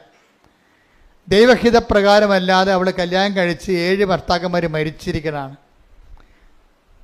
അതേക്കുറിച്ചൊക്കെ ബൈബിൾ നല്ല രസകരമായിട്ട് സംസാരിക്കുന്നുണ്ട്. പക്ഷേ രഘുവേലിൻ്റെ വീട് ചെല്ലുമ്പോൾ അസറിയാസ് ഈ ദൂതൻ പറയും, ഇത് നിൻ്റെ ജീവിത പങ്കാളിയാണ്, അവളെ കല്യാണം കഴിക്കാൻ നിനക്ക് തടസ്സമില്ലെന്ന് പറയും. അപ്പോൾ രഘുവേലിനെ സാറായുടെ അപ്പനെ അത് ബോധ്യമാകും. അപ്പോൾ സാറ കരഞ്ഞുകൊണ്ട് പറയും, എന്നെ കല്യാണം കഴിക്കരുത്, കാര്യം ഇന്ന രീതിയിൽ മരിച്ചിട്ടുള്ളതാണ് ഭർത്താക്കന്മാർ. കാര്യം തുറന്നു പറഞ്ഞ കണ്ടില്ലേ? വിവാഹത്തിൽ എന്തെങ്കിലും ഒരു പരാധീനത ഉണ്ടെങ്കിൽ നമ്മൾ ദൈവത്തിനാണ് പ്രാധാന്യം കൊടുക്കണമെന്നുണ്ടെങ്കിൽ തുറന്ന് പറയണം. കഴിക്കണമെങ്കിൽ കഴിക്കണം, അല്ലെങ്കിൽ കഴിക്കണം. ദൈവ തീരുമാനിച്ചായിരിക്കുന്നത്. ഇപ്പോൾ ഇവിടെ സാറ കാര്യം തുറന്ന് പറയുകയാണ്. എന്താ പറയണത്? എൻ്റെ ഭർത്താക്കന്മാർ കെട്ടിയവരെല്ലാം അന്ന് രാത്രി തന്നെ മരിച്ചു വീണിട്ടുണ്ട്, എൻ്റെ ഒരു അവസ്ഥ അതാണ്. അപ്പം രഘുവേലിന് അസറിയാസ് പറയും, ഇല്ല, ഇത് ദൈവഹിതമാണ്. നിൻ്റെ ഭർത്താക്കന്മാരെ കൊന്നിട്ടുള്ള ഭൂതത്തെ ഞാൻ ഉച്ചാടനം ചെയ്യുമെന്ന് പറയും. എന്നിട്ട് അസറിയാസ് തോബിയാസിനോട് പറയും കല്യാണ രാത്രിയിൽ, നീ പിടിച്ച മത്സ്യത്തിൻ്റെ ചങ്കും കരലും എടുത്ത് ഇപ്പം നെരിപ്പോടിലിട്ട് പുകക്കാൻ പറയും. അത് പുകച്ച് കഴിയുമ്പോൾ ഈ ഭൂതം ഉച്ചാരണം ചെയ്യപ്പെടും. അതായത് എന്ത് തിന്മയുണ്ടെന്നുണ്ടെങ്കിലും ഒരു കർത്താവിൽ നമ്മൾ വിശ്വസിക്കുന്ന വ്യക്തിയാണോ, ആ വ്യക്തിയെ സംബന്ധിച്ചിടത്തോളം ഒരു ബാധയും നിന്നെ ഏൽക്കുകയില്ല. 91 സങ്കീർത്തനം 7-ാം തിരുവചനം. സങ്കീർത്തനം 91:7. നിന്റെ പാർശ്വങ്ങളിൽ പറഞ്ഞ നിന്റെ പാർശ്വങ്ങളിൽ ആയിരങ്ങൾ മരിച്ചു വീണേക്കാം, നിന്റെ വലതുവശത്ത് 10,000 എങ്കിലും നിനക്ക് ഒരനർത്ഥവും സംഭവിക്കുകയില്ല. അതായത് ദൈവ പൈതലിനെ സംബന്ധിച്ചിടത്തോളം സമ്പൂർണമായ പ്രൊട്ടക്ഷനാണ് ഉള്ളത്. അതാണ് ഞാൻ എപ്പോഴും ഉടമ്പടി കാർക്കശ്യമായിട്ട് പാലിക്കണമെന്ന് പറഞ്ഞതിൻ്റെ കാരണം. ഉടമ്പടിയിൽ എന്താണ് 14:9 തോബിയാസ് പറയണത്? കർത്താവിൻ്റെ നിയമവും കർത്താവിൻ്റെ പ്രമാണങ്ങളും പ്രവാചക ഗ്രന്ഥങ്ങളും അനുസരിച്ച് ജീവിക്കുന്നൊരു ജീവിതം മത്സ്യം വിഴുങ്ങാൻ വന്നാലും, അതുപോലെ തന്നെ പിശാച് ഭർത്താക്കന്മാരെ കൊല്ലുന്ന സ്ത്രീയെ കല്യാണം കഴിച്ചാലും ദൈവത്തിൻ്റെ ഒരു സംരക്ഷണം ഉണ്ടാകും. അതായത് ഉടമ്പടി നമുക്ക് നൽകുന്ന സംരക്ഷണം നിസ്സാരമല്ല. സെലുവിൻ്റെ സാക്ഷ്യത്തിൽ കേൾക്കുന്നത് എന്താണ്? അണലി ഒരു ദിവസം, 2ാമത്തെ ദിവസം ശംഖ് വരെ, 3ാമത്തെ ദിവസം മൂർക്കരിങ്ങനെ കയറി ഇറങ്ങി പോവുകയാണ്. അപ്പോൾ അവളെന്താ ചെയ്യണത്? അവളൊന്നും ചെയ്തില്ല. അവൾ ചെയ്തിട്ടിരിക്കണത് കൃപാസനത്തിൽ മണ്ണെടുത്ത് ഇവിടെ വന്നു വെച്ചു. വർഷങ്ങളായിട്ടുള്ള പാമ്പ് ശല്യമാണേ. മണ്ണെടുത്തിട്ട് എന്ത് ചെയ്ത് ഉടമ്പടി ഉപ്പുമായിട്ട് കലർത്തി അത് സ്വന്തമായിട്ട് ചെയ്യണതാണ്, ആരും പറഞ്ഞു കൊടുക്കണതല്ല. ദൈവ പൈതലിനെ സംബന്ധിച്ചിടത്തോളം ദൈവ പൈതലിന് ദൈവവുമായിട്ട് ജീവിച്ച് കഴിയുമ്പോൾ പരിഹാര മാർഗങ്ങൾ സ്വന്തം മനസ്സിൽ തന്നെ ദൈവം കൊടുക്കും. അവളെന്ത് ചെയ്ത് ആ ഉപ്പ് കൊണ്ടുവന്ന് വെയിലിൽ മുഴുവൻ വിശ്വാസപ്രമാണം ചൊല്ലിയിട്ട് വെയിലിക്ക് മുഴുവൻ ഉപ്പ് തൂളി. കാര്യം അവർക്ക് ആപ്പടെ 5 സെൻറ്റ് സ്ഥലമേ ഉള്ളൂ, ചുറ്റോടിയിട്ടുള്ള കാടാണ്. അത് നാട്ടുകാരുടെ പുരയിടമാണ്. ആ നാട്ടുകാർ ഇവിടുന്ന് ഇവിടെയെങ്കിലും ഇല്ല. അപ്പോൾ അവരുടെ കാട് വെട്ടാനും പറയത്തില്ല. നമ്മളെ കയറി വെട്ടിയാൽ കേസും ആകും. പാമ്പാണെങ്കിൽ പാമ്പിന് പുരയിടത്തെക്കുറിച്ച് ഒരു ഐഡിയയും ഇല്ലാത്ത കാരണം പാമ്പ് ഇതിൻ്റെ പേരിൽ കാട്ടിൽ നിന്ന് കയറണ പോലെ നമ്മുടെ വീട്ടിൽ കയറിക്കൊണ്ടിരിക്കുകയാണ്. എന്തൊരു ഗതികെട്ട ജീവിതമാണെന്ന് നോക്കിയേ. അപ്പോൾ അവൾ ചെയ്തിരിക്കണത് എന്താണ്? അവൾ ഉടമ്പടി ജീവിച്ചിട്ട് മണ്ണ് വാരി കൊണ്ടുപോയിട്ട് ഉപ്പുമായിട്ട് കലർത്തിയിട്ട് വിശ്വാസപ്രമാണം ചൊല്ലിയിട്ട് വെയിൽ 4 അതിരിനും വിശ്വാസപ്രമാണം ചൊല്ലി ഇത് പ്ലേസ് ചെയ്യും. ഇതാണ് വിശ്വാസ പ്രയോഗം എന്ന് പറയണത്. എന്നിട്ട് എന്ത് ചെയ്യും? ഉടമ്പടി തൈലം കൊണ്ടുവന്നിട്ട് ഇരുമ്പ് ഗേറ്റിൻ്റെ ഒരു കുരിശിടും. കർത്താവിൻ്റെ ഭവനമാണിത്, ഇവിടെ പ്രവേശിക്കരുതെന്ന് പറയും. അതാണ് ഒരു ബാധയും നിൻ്റെ ഭവനത്തിൽ പ്രവേശിക്കത്തില്ല. സുലു പറയണത് പിന്നെ 1 കൊല്ലമായി ഇപ്പോൾ ഇന്ന് വരെ ഒരു പാമ്പിനെ പോലും കുടുംബത്തിൽ കണ്ടിട്ടില്ലെന്ന്.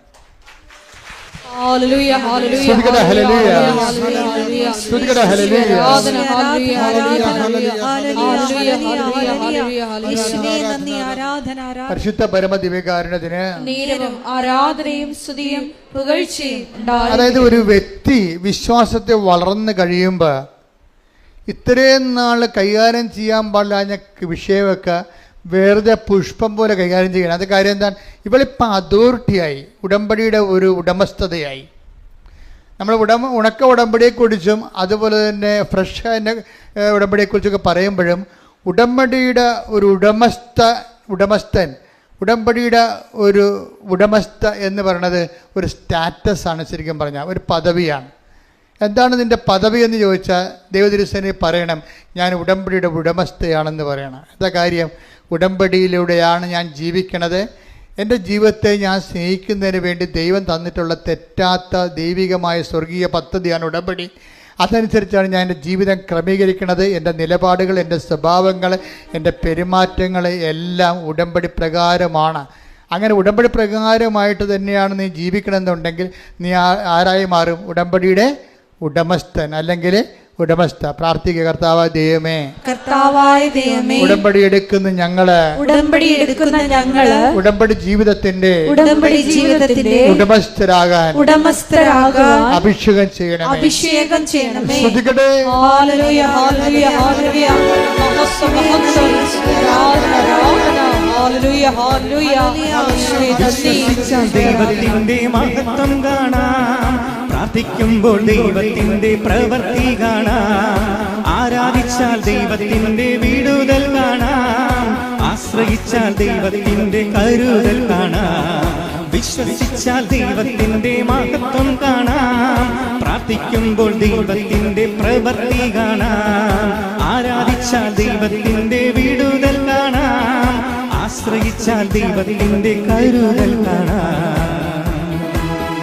പരിശുദ്ധ പരമദിവ്യകാരണത്തിന് നേരവും ആരാധനയും സ്തുതിയും പുകഴ്ചയും ഉണ്ടായിരിക്കട്ടെ. ഇനി ഇവിടെയും കല്യാണം കഴിച്ചിട്ടാണ് ഇനി തോബിയാസ് യാത്ര ചെയ്യണത്. ആ പണവും വാങ്ങിച്ച് യാത്ര ചെയ്യും. വീട്ടിൽ ചെല്ലുമ്പോഴുണ്ട്, അപ്പം നോക്കുമ്പോഴുണ്ട് തോബിയാസിൻ്റെ കൂടെ വേറൊരു പെണ്ണ് കൂടി കയറി വരുന്നത്. തോബിത്താണ് അപ്പൻ. അപ്പം അപ്പനെ സംബന്ധിച്ചിടത്തോളം എന്താ പ്രോത്സാഹനം വെച്ചാൽ, അപ്പൻ്റെ അന്നയാണിത് പറഞ്ഞു കൊടുക്കണത്, നമ്മുടെ മകൻ്റെ കൂടെ ഒരു പെണ്ണ് നിൽപ്പുണ്ടെന്ന് പറയണം. പക്ഷേ ആത്മാവിൽ ഇയാൾക്കറിയാം ദൈവം ചെയ്ത കാര്യങ്ങളാണെന്നറിയാം, പക്ഷേ അതേസമയം തന്നെ ഇപ്പോൾ അസറിയാസ് റാഫേൽ മാലാഖ പറഞ്ഞിട്ടാണല്ലോ ഇതെല്ലാം ചെയ്യണം. ദൈവമാണ് ഇതെല്ലാം പറഞ്ഞ് ചെയ്യിക്കണം ഈ കാര്യങ്ങളെല്ലാം. അപ്പോൾ ഇത് തുടങ്ങിയത് എങ്ങനെയാണ്? ഉടനെ അസറിയാസ് പറയും, ഇനി ചെയ്യേണ്ടത് ദൈവം നിനക്ക് തന്ന ജീവിത പങ്കാളി അപ്പം കാണണ്ടേ, അപ്പം അന്ധനായിരിക്കുകയാണ്. അപ്പനൊരു സൽപ്രവൃത്തി ചെയ്ത് അന്ധനായ മനുഷ്യനാണ്. അപ്പനൊരു സാപത്ത് ദിവസം ഉപവസിച്ചിട്ട് അവസാനം ഭക്ഷണം കഴിക്കാൻ വേണ്ടി വിരുന്നുശാല വന്നപ്പോൾ ആൾക്കാർ വന്ന് പറഞ്ഞ് ഒരു ശവം കിടക്കണമെന്ന് പറഞ്ഞ് പട്ടണത്തിൽ. അപ്പൻ വിശന്ന് രാവിലെ മുതൽ വൈകുന്നേരം വിശന്നിട്ട് സന്ധ്യയ്ക്ക് ഭക്ഷണം കഴിക്കാൻ വന്നപ്പോഴാണ് ശവം കിടക്കണമെന്ന് പറഞ്ഞത്. ഉടനെ അപ്പൻ എന്ത് ചെയ്ത് ആ ശവം പോയി മറവ് ചെയ്ത് ശവം മറവ് ചെയ്ത അന്ന് ശേഷം അവിടെ ശിക്ഷ ഉള്ളതാണ്. പക്ഷേ ദൈവത്തിൻ്റെ പേരിൽ സൽപ്രവൃത്തിയാണ് ശവം മറവ് ചെയ്യണമെന്ന് ഉള്ളത് കൊണ്ടാണ് ആ മനുഷ്യൻ അതിനെ മറവ് ചെയ്തിട്ട് തിരിച്ചു വന്നത്. അപ്പം അങ്ങനെ മറവ് ചെയ്തിട്ട് തിരിച്ചു വന്ന് തളർന്നു വരുമ്പോൾ ഒരു മതിലിൻ്റെ അരികിലിരിക്കും. അവിടെ ഇരുന്ന് ചാരി ഒന്ന് ഉറങ്ങിപ്പോകും. അപ്പം മതിരെ വന്നിരുന്ന കുഞ്ഞാറ്റക്കിളികൾ കാട്ടിച്ചിട്ട് ഇയാൾ കണ്ണീ വീഴും, കണ്ണ് കാഴ്ച പോകും. അപ്പോൾ സൽപ്രവൃത്തി ചെയ്തിട്ട് പണി മേടിച്ച ആളാണ് ഇയാൾ. നിങ്ങൾ ഓർക്കണം, ദൈവത്തിൻ്റെ പൈതലാണ്, ദൈവത്തിൻ്റെ നീതിമാനാണെങ്കിൽ സംഭവിക്കുന്നതെല്ലാം ദൈവത്തിന് നിശ്ചയപ്രകാരം ദൈവത്തിൻ്റെ ഉപരി മഹത്വത്തിനായിരിക്കും. ഇപ്പോഴും അന്ധനായ അപ്പൻ്റെ അടുത്ത് മകൻ കല്യാണം കഴിച്ചുകൊണ്ട് ജീവിത പങ്കാളിയുമായിട്ട് വരുമ്പോൾ അപ്പോഴും അസ്ത്രീയാസമുണ്ട്, വിട്ടുമാറാതെ. നിൻ്റെ ജീവിതത്തിൽ മത്സ്യങ്ങൾ വന്നാലും, നിൻ്റെ ജീവിതത്തിൽ കുഞ്ഞാറ്റക്കരുകൾ നിൻ്റെ കണ്ണ് കളഞ്ഞാലും നിന്നെ വിട്ടുമാറാത്ത ദൈവത്തിൻ്റെ ദൂതൻ, ദൈവത്തെ വിശ്വസിക്കുന്ന ഓരോരുത്തർക്കും ഞാൻ എൻ്റെ ദൂതനെ നിനക്കൊന്നും ഭയക്കുമെന്നുള്ള ഉടമ്പടിയുടെ പ്രഖ്യാപിതമായ വാഗ്ദാനമാണ്. ദൈവപൈതലെ, നീ കാണാത്തൊരു ദൂതൻ നിൻ്റെ കൂടെ ഉണ്ടെന്നുള്ള ബോധ്യം നിന്നെ നയിക്കണം. ശ്രുതികട്ടെ. ഹല്ലേലൂയ, ഹല്ലേലൂയ, ഹല്ലേലൂയ, ഹല്ലേലൂയ, ഹല്ലേലൂയ,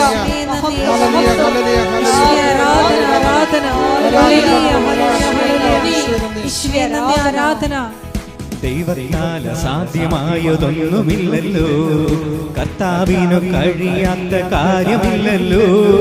യേശുവിൻ്റെ നാമത്തിൽ സൗഖ്യമുണ്ടല്ലോ, യേശുവിൻ്റെ നാമത്തിൽ ജയമുണ്ടല്ലോ.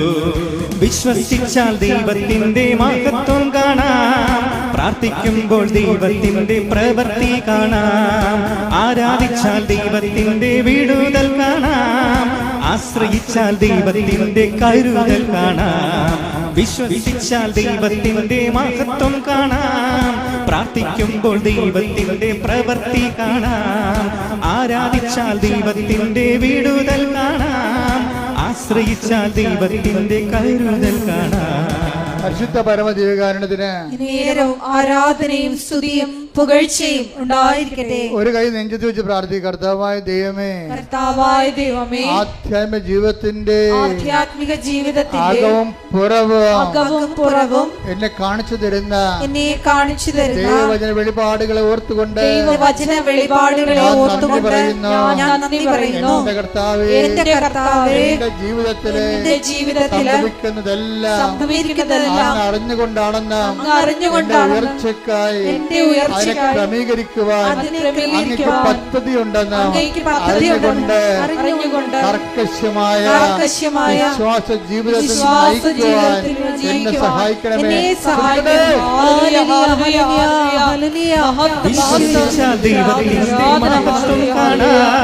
പ്രാർത്ഥിക്കുമ്പോൾ ദൈവത്തിന്റെ പ്രവൃത്തി കാണാം, ആരാധിച്ചാൽ ദൈവത്തിന്റെ വിടുതൽ കാണാം, ആശ്രയിച്ചാൽ ദൈവത്തിന്റെ കരുതൽ കാണാം, വിശ്വസിച്ചാൽ ദൈവത്തിന്റെ മഹത്വം കാണാം. പ്രാർത്ഥിക്കുമ്പോൾ ദൈവത്തിന്റെ പ്രവൃത്തി കാണാം, ആരാധിച്ചാൽ ദൈവത്തിന്റെ വിടുതൽ കാണാം, ആശ്രയിച്ചാൽ ദൈവത്തിന്റെ കരുതൽ കാണാം. പരിശുദ്ധ പരമദിവ്യകാരുണ്യത്തിന് നേരവും ആരാധനയും സ്തുതിയും പുകഴ്ചയും ഉണ്ടായിരിക്കട്ടെ. ഇപ്പോഴും അവിടെ കയ്യിൽ ആ ദ്വൈവ്യാസന്റെ കയ്യിൽ ആ കയ്പ ഇരിപ്പുണ്ട്. കട്ടൻ കയ്പയും. കയ്പ എന്ന് പറയുന്നത് എന്താണ്? കട്ടില്ലേ, കട്ടിനാണ് നമ്മൾ കട്ടെന്ന് പറയത്തില്ല, അതിനാണ് കയ്പ എന്ന് ബൈബിൾ എഴുതി വെച്ചിരിക്കുന്നത്. അപ്പോൾ ഈ മീനിൻ്റെ എന്താ എടുത്തുകൊണ്ട് പോകുന്നത്? അവർ ആ കരളും കയ്പ എടുത്തുകൊണ്ട് പോകുന്നത്, ചങ്ക എടുത്തുകൊണ്ട് പോകുന്നത്. അപ്പോൾ ഇപ്പം എന്നാ പറഞ്ഞത്? ഇപ്പം അസറിയാസത്തിൽ കൊണ്ടുകൂടാ, ഓരോ സമയത്തും ദൂതൻ കൂടെ ഉണ്ടാവും. ഇവർ ദൂതൻ എന്താ വിട്ടു പോകാത്തത്? ഇവരുടെ ജീവിതത്തിൻ്റെ നിലപാട് കൊണ്ടാണ് ദൂതൻ വിട്ടു പോകാത്തത്. ദൂതൻ ഇപ്പോഴും ഉണ്ട്. ആ യാത്ര പൂർത്തിയാക്കുകയാണ്, ശുഭമാക്കുക എന്നുള്ള ഈ ദിവസങ്ങളൊക്കെ കർത്താവ് പറയുന്ന വാക്കുകളല്ലേ. ഇവിടെ യാത്ര ശുഭം കണ്ട, അതായത് ഇപ്പോഴും അസറിയാസ് പറയും, ഇനി നീ അപ്പൻ അന്ധനായ അപ്പൻ്റെ കണ്ണിലേക്ക് ആ കയ്പ പിഴിഞ്ഞൊഴിക്കാൻ പറയും. 11:7-8 റഫായേൽ പറഞ്ഞു, തോബിയാസ് നിന്റെ പിതാവിന് കാഴ്ച ലഭിക്കുമെന്ന് എനിക്കറിയാം. കയ്പ അവന്റെ കണ്ണുകളിൽ പുരട്ടണം. ചൊറിച്ചിൽ അനുഭവപ്പെടുമ്പോൾ അവൻ കണ്ണു തിരുമും. അപ്പോൾ വെളുത്ത പാടകൾ പൊഴിഞ്ഞു വീഴുകയും അവൻ നിന്നെ കാണുകയും ചെയ്യും. അതായത് തോബിയാസിന്റെ അപ്പനാണ് തോബിത്ത്. അന്ധനായിരുന്നു. ആ കുരുവെന്ന് കാട്ടിച്ച് കണ്ണുപോയതാണ്. ആ കണ്ണ് തിരികെ എടുക്കാൻ വേണ്ടിയാണ് മീനിനെ കൊണ്ടുവന്നിരിക്കുന്നത്. കണ്ടില്ലേ? ആദ്യം പക്ഷെ മീൻ വിഴുങ്ങാൻ വന്ന പോലെയാണ് നമുക്ക് തോന്നിയത്. പക്ഷെ വിഴുങ്ങാൻ വന്നതുകൊണ്ട് നമ്മൾ അറ്റാക്ക് ചെയ്ത് അതിനെ പിടിച്ചെടുക്കാൻ വേണ്ടി ദൈവത്തിൻ്റെ പദ്ധതിയാണ്. അതായത് ഇവർ ഉടമ്പടി, അപ്പനും മകനും ഉടമ്പടി ജീവിക്കുന്നവരാണ്. അപ്പനും മകനും ഉടമ്പടി കർക്കശമായിട്ട് തെറ്റാത്ത രീതിയിൽ ഉടമ്പടി ജീവിക്കുന്നവരാണ്. അതുകൊണ്ട് അവരുടെ ജീവിതത്തിൽ സംഭവിക്കുന്ന ഓരോ വിഷയങ്ങൾക്കും ദൈവത്തിൻ്റെ നിശ്ചയങ്ങളുണ്ട്, ദൈവത്തിൻ്റെ നിയോഗങ്ങളുണ്ട്. അതെല്ലാം അവസാനം ശുഭമായി. ഇപ്പം നമ്മളെ ഈ എഫേസ്യൻസ് വായിക്കത്തില്ലേ? എന്താണ് 3:20 വായിച്ചേ? നമ്മിൽ പ്രവർത്തിക്കുന്ന ശക്തിയാൽ. ഒന്ന് പറഞ്ഞേ. നമ്മിൽ പ്രവർത്തിക്കുന്ന ശക്തിയാൽ നാം ചോദിക്കുന്നതിലും ആഗ്രഹിക്കുന്നതിലും വളരെ കൂടുതൽ ചെയ്തു തരാൻ കഴിയുന്ന അവിടുത്തേക്ക് സഭയിലും യേശുക്രിസ്തുവിലും തലമുറകളോളം എന്നേക്കും മഹത്വമുണ്ടാകട്ടെ. ആമേൻ. പക്ഷെ പോയതെന്തിനാണ്? കടം മേടിക്കാൻ തിരിച്ചു, ആ വെള്ളി ഏൽപ്പിച്ച് തിരിച്ചു വാങ്ങിക്കാൻ പോയതാണ്. എന്തെല്ലാം കിട്ടിയെന്ന് നോക്കിയാൽ എൻ്റെ ഇടയ്ക്ക് എന്തെല്ലാമാണ് കിട്ടിയിരിക്കുന്നത് നോക്കിയേ. അതായത് തോബിയാസിന് ജീവിത പങ്കാളിയെ കിട്ടി, അതേസമയം തന്നെ അപ്പൻ്റെ കണ്ണ് തെളിഞ്ഞു. ഇതെല്ലാം ഇടയ്ക്ക് സംഭവിക്കുന്ന വിഷയങ്ങളിലൂടെയാണ്. അതുകൊണ്ട് തന്നെയാണ് ഉടമ്പടിയുടെ കാർക്കശ്യങ്ങളിൽ ഒത്തുതീർപ്പില്ലാതെ നിങ്ങൾ എന്ത് ഉടമ്പടി ചെയ്യുമ്പോഴും അത് എപ്പോഴും ശ്രദ്ധിക്കേണ്ട കാര്യമാണ്. എന്താണ്? കർത്താവ് ചോദിക്കുന്ന ഒരേ ഒരു ചോദ്യമുണ്ട്. എന്താണ്? ഇവരെക്കാൾ അധികമായി എന്തിനാണ് നിങ്ങൾ ഉടമ്പടി എടുത്തിരിക്കണം ചോദിച്ചു കഴിഞ്ഞാൽ ഒറ്റ ഉത്തരവേ ഉള്ളൂ. Take the bed of God. ശ്രുതികട ഹല്ലേലൂയ, ഹല്ലേലൂയ, ഹല്ലേലൂയ. യേശുവേ നന്ദി, യേശുവേ. യോഹന്നാൻ 21:15. യോഹന്നാൻ 21:15. അവരുടെ പ്രാതൽ കഴിഞ്ഞപ്പോൾ യേശു ശിമയോൻ പത്രോസിനോട് ചോദിച്ചു, യോഹന്നാന്റെ പുത്രനായ ശിമയോനെ, നീ ഇവരെക്കാൾ അധികമായി എന്നെ സ്നേഹിക്കുന്നുവോ? അപ്പൊ ഇവരെക്കാൾ അധികം എന്ന് പറയുമ്പോൾ വ്യക്തികൾ അവിടെ കാണുന്നത്. അതിൻ്റെ തന്നെ വേറെ ഒരു വശമാണ് ഇതിനേക്കാൾ അധികമായി. ഇവരെക്കാൾ അധികം എന്ന് പറയുന്ന പോലെ തന്നെയാണ് പ്രധാനപ്പെട്ട കാര്യം എന്താണ്? ഇതിനേക്കാൾ അധികമായി. ഇവരെന്ന് പറയുമ്പോൾ പേഴ്സണാണ് അവിടെ വരുന്നത്. നമ്മുടെ ജീവിതാനുഭവം നമ്മൾ സ്കാൻ ചെയ്യുമ്പോൾ നമുക്ക് മനസ്സിലാക്കേണ്ടത് നമ്മുടെ ജീവിതത്തിൽ പ്രശ്നമുണ്ടാക്കുന്നത് വ്യക്തികൾ മാത്രമല്ല. ഇപ്പം നിങ്ങൾക്കൊരു രോഗമുണ്ട്, അതിൽ നിങ്ങളത് ഡെസ്പാണ് ശരിക്കും. അപ്പോൾ കർത്താവ് നിങ്ങളോട് ചോദിക്കും, നിങ്ങൾ ഉടമ്പടിയിൽ വെച്ചിരിക്കുന്ന വിഷയം അതല്ലേ? അതിനേക്കാൾ അധികമായി നീ ക്രിസ്തുവിനെ സ്നേഹിക്കുന്നുണ്ടോ? അതാണ് ചോദ്യം. മനസ്സിലായില്ലേ? ഇപ്പം നീ ഒരു ചിട്ടി വീഴാൻ വേണ്ടി ഉടമ്പടി ഇട്ട്, ചില ആൾക്കാർ ചിട്ടി വീഴുന്നുണ്ട്, നല്ല കാര്യം. അത് നിങ്ങൾ പറയണ പോലെ ഒന്നുമല്ല, അത് ശരിക്കും കറക്റ്റായിട്ട് ഇപ്പോൾ ഒത്തിരി സാക്ഷ്യം റെക്കോർഡ് ചെയ്യുന്നുണ്ട്. അപ്പോൾ അത് ദൈവികമായ ഇടപെടലുണ്ടെന്ന് നമുക്ക് മനസ്സിലാക്കാം. കാര്യം ഒരു മനുഷ്യൻ്റെ കണ്ണുനീര് അതുകൊണ്ടാണ് തുടക്കണമെങ്കിൽ ദൈവം കൈ നീളുമെന്ന് പറഞ്ഞ ഉറപ്പാണ്. പക്ഷേ ഒരു കാര്യമുണ്ട്, അത് നടന്നില്ല എന്നുണ്ടെങ്കിൽ അതിൻ്റെ അർത്ഥം നീ പിന്നെ ഉടമ്പടി പ്രാർത്ഥനയ്ക്ക് മങ്ങൽ വരുത്തിയാൽ അതിൻ്റെ അർത്ഥം എന്താണ്? അതിൻ്റെ കൗണ്ട് ചെയ്യണത് എങ്ങനെയാണ്? നീ ദൈവത്തെക്കാൾ അധികമായിട്ട് ചിട്ടിയെ സ്നേഹിക്കുന്നുണ്ടെന്ന പ്രശ്നം. ഇതിങ്ങനെ കുറേ പെണ്ണുങ്ങൾക്ക് പണിമേടിക്കണം ഇങ്ങനെയാണ്. എന്ന് വെച്ചാൽ അവരൊരു കാര്യം ചെയ്യും, അവർ ചിലപ്പോൾ നിങ്ങളോർക്കും ഈ പ്രാവശ്യം റിസൾട്ട് വരുമ്പോൾ ഈ പ്രാവശ്യം എല്ലാം മുഴുവൻ ഞാൻ ജയിക്കും. പക്ഷെ അവർ ഉടനെ തോറ്റു പോകുമ്പോൾ ഉടനെ പിന്നെ അവർ ഉടമ്പടി ചെയ്യത്തില്ല, പ്രാർത്ഥിക്കത്തില്ല. അതിൻ്റെ അർത്ഥം എന്താണ്? നിങ്ങൾ ഉടമ്പടിയേക്കാൾ ദൈവത്തെക്കാൾ അധികമായി IELTS-നെ നിങ്ങളുടെ പ്രൊഫഷനെ സ്നേഹിക്കുന്നു. ദൈവത്തിന് പിടികൊടുത്തില്ലേ? ദൈവത്തിന് നിങ്ങൾക്ക് മനസ്സിലായില്ലേ? അച്ഛൻ പറഞ്ഞ മനസ്സിലായോ? അതായത് നിങ്ങൾ ഒരു വിഷയം, ഇപ്പോൾ നിങ്ങളൊരു വസ്തു വിൽക്കാൻ വേണ്ടി നിങ്ങൾ ഉടമ്പടി എടുത്തിരിക്കണം എന്ന് വിചാരിച്ചോ? വസ്തു വിൽക്കണം, അത് ജപ്തിയായി പോകണമെങ്കിൽ നിങ്ങൾക്ക് വിൽക്കണം, ഉടമ്പടി എടുത്തിരിക്കണം. പക്ഷേ ദൈവത്തിന് വേറെ പദ്ധതി ഉണ്ട്. ഇപ്പോൾ സെലു തന്നെ എൻ്റെ അടുത്ത് വന്നപ്പോൾ എന്നോട് ചോദിച്ചു, അച്ഛാ 6 പ്രാവശ്യം ഞാൻ തോറ്റു, ഞാൻ യൂറോപ്പിൽ പോകുക, ഞാൻ ജയിക്കുമോ എന്ന് ചോദിച്ചപ്പോൾ, അപ്പം ഞാൻ അവിടെ എന്താ പറഞ്ഞത്? നീ ജയിക്കുക ഇല്ലെന്ന് എനിക്കറിയത്തില്ല, പക്ഷേ നീ യൂറോപ്പിൽ പോകുമെന്ന് പറഞ്ഞു. അതെന്താണ്? കർത്താവ് എന്നോട് പറഞ്ഞതാണത്. ഇവളുടെ പ്രമാണം കൊണ്ട് ഈ വിസയുടെ കോപ്പി അല്ലെങ്കിൽ ഇവിടെ തന്ന പേപ്പർ കൊണ്ടുപോയി കർത്താവിനടുത്ത് വെച്ചപ്പോൾ ഞാൻ പറഞ്ഞു, എനിക്ക് തന്ന നോട്ടാണ്, എൻ്റെ ഉള്ളിൽ തന്ന നോട്ടാണ്. ഞാൻ പറഞ്ഞ് നീ ജയിക്കോ ഇല്ലെന്ന് എനിക്കറിയത്തില്ല, പക്ഷേ നീ പോകുമെന്ന് കർത്താവ് പറയുന്നുണ്ടെന്ന് പറഞ്ഞു. അപ്പോൾ എന്നാ പറ്റിയിരിക്കണത്? അവളെ തിരിച്ച് അവളുടെ ഏജൻസി തന്നെ, ഏജൻസിക്ക് അവർ 4 ലക്ഷം രൂപ കൊടുത്തായിരുന്നു നേരത്തെ. എന്നിട്ടാണ് ഇവൾ തോറ്റിരിക്കണത്. ഇപ്പോൾ എന്നാ പറ്റിക്കഴിഞ്ഞാൽ ഇവിടെ അത് ഫോർവേഡായി പോയി. ഇതിൻ്റെ ഓണർ അവളെ തിരിച്ച് വിളിക്കും. ഈ അയർലൻഡിൽ നിന്ന് ഓണർ തന്നെ വിളിക്കും, ചോദിക്കും നിങ്ങൾ എത്ര രൂപയാണ് ഏജൻസിക്ക് കൊടുത്തതെന്ന് പറയും. അപ്പോൾ ഓണർ പറയും, അത് ഓണറിനോട് ഇവൾ പറയും അത് പറയാൻ പറ്റത്തില്ല, കോൺഫിഡൻഷ്യലാണ് എന്ന് പറയും. അപ്പോൾ ഓണർ പറയും, നിങ്ങളെ വേണമെങ്കിൽ എനിക്ക് നിങ്ങൾ 5 പൈസ വാങ്ങിക്കാതെ ഇവിടെ കൊണ്ടുവരാൻ പറ്റും. ഇന്ത്യയിൽ നിന്ന് വരുന്ന ആൾക്കാരിൽ നിന്ന് ഒത്തിരി പൈസ വാങ്ങിക്കുന്നുണ്ട് ഞാൻ അറിഞ്ഞിട്ടുണ്ട്. അതുകൊണ്ടാണ് അത്രയും പൈസയുടെ ആവശ്യമില്ല ശരിക്കും പറഞ്ഞാൽ. അപ്പോൾ അതുകൊണ്ട് നിങ്ങൾ സത്യം പറയാൻ പറയും. ഉടനെ അവർ പറയും, ഞാൻ 15 ലക്ഷം ഏജൻസിക്ക് കൊടുത്തു, 5 ലക്ഷം പ്രോസസ്സിങ് ചാർജ് 20 ലക്ഷം എന്ന് പറയും. ഉടനെ ഓണർ പറയും, എൻ്റെ ഫേമിലാണ് നിങ്ങൾ വർക്ക് ചെയ്യണത്, 5 പൈസ അടക്കണ്ട, നിങ്ങൾക്ക് വിസ ഫ്രീ ആയിട്ട് തരാമെന്ന് പറയും. നോക്കിയേ, വിഷയം കണ്ടില്ല? ഒരു IELTS ഇല്ല, പരീക്ഷയില്ല, ഒന്നുമില്ല, പൈസ ഇല്ല. അമ്മ റിക്രൂട്ട് ചെയ്യുമ്പോഴുണ്ടല്ല, ഡയറക്റ്റ് റിക്രൂട്ട്മെൻറ്റാണ്. അതുകൊണ്ടാണ് ഇവളോട് ഞാൻ പറയണത്, നീ പോകുമോ, നീ ജയിക്കുമോ ഇല്ലയോ എന്ന് എനിക്കറിയത്തില്ല, പക്ഷെ നീ യൂറോപ്പിൽ പോയിരിക്കും. അപ്പോൾ അത് സെറ്റായി കഴിഞ്ഞപ്പോൾ അവൾ ചിന്തിച്ച് മാതാവിൻ്റെ അടുത്ത് വന്ന് അവൾ പറഞ്ഞു, അമ്മേ ഞാൻ 5 ലക്ഷം കൊടുത്തല്ലോ, എനിക്ക് വേണ്ടി ചില പ്രോസസ്സിങ്ങിന് വേണ്ടി 2.5 ലക്ഷം ചിലവായി കാണും. അപ്പോൾ 2.5 ലക്ഷത്തിൽ നിന്ന് 1 ലക്ഷം എനിക്ക് തിരിച്ചു തന്നാൽ എനിക്ക് കുറച്ച് പർച്ചേസ് നടത്താൻ പറ്റുമല്ലോ. നമുക്ക് മനസ്സിൽ വരുന്ന കാര്യം വന്നതുപോലെ അങ്ങ് പറയണം. അവളോട് ഉടനെ പഴയ ഏജൻസി 5 ലക്ഷം മേടിച്ച ഏജൻസിയോട് പറയും, എനിക്കിങ്ങനെ അവിടുന്ന് ഫ്രീ വിസ തന്നു, ഞാൻ പോവുകയാണ്, എനിക്ക് എൻ്റെ പൈസ അത്രയും ചിലവായില്ലെങ്കിൽ 1 ലക്ഷം രൂപ എനിക്ക് തരാമെന്ന് ചോദിക്കും, തിരിച്ചു തരാമെന്ന് ചോദിക്കും. 5 ലക്ഷം രൂപ ചിലവായില്ലെങ്കിൽ 1 ലക്ഷം രൂപ എനിക്ക് തിരിച്ചു തരാൻ പറ്റുമെന്ന് ചോദിച്ചപ്പോൾ അയാൾ എന്ത് പറയുന്നറിയാമോ? മാഡം ഇതിനകത്ത് പ്രശ്നങ്ങളൊന്നുമില്ല, എനിക്ക് 1.5 ലക്ഷം രൂപയെ പ്രോസസ്സിങ് ആയിട്ടുള്ളൂ, ബാക്കി 3.5 ലക്ഷം രൂപ എൻ്റെ കയ്യിലുണ്ട്, അത് നിങ്ങൾക്ക് തിരിച്ചു തരാമെന്ന് പറയും.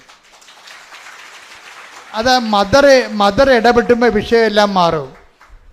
ചിലർ വരുമ്പോൾ ചരിത്രം വൈവാന്ന് മദർ ഇടപെടുമ്പോൾ മൊത്തം വിഷയങ്ങൾ മാറുകയാണ്.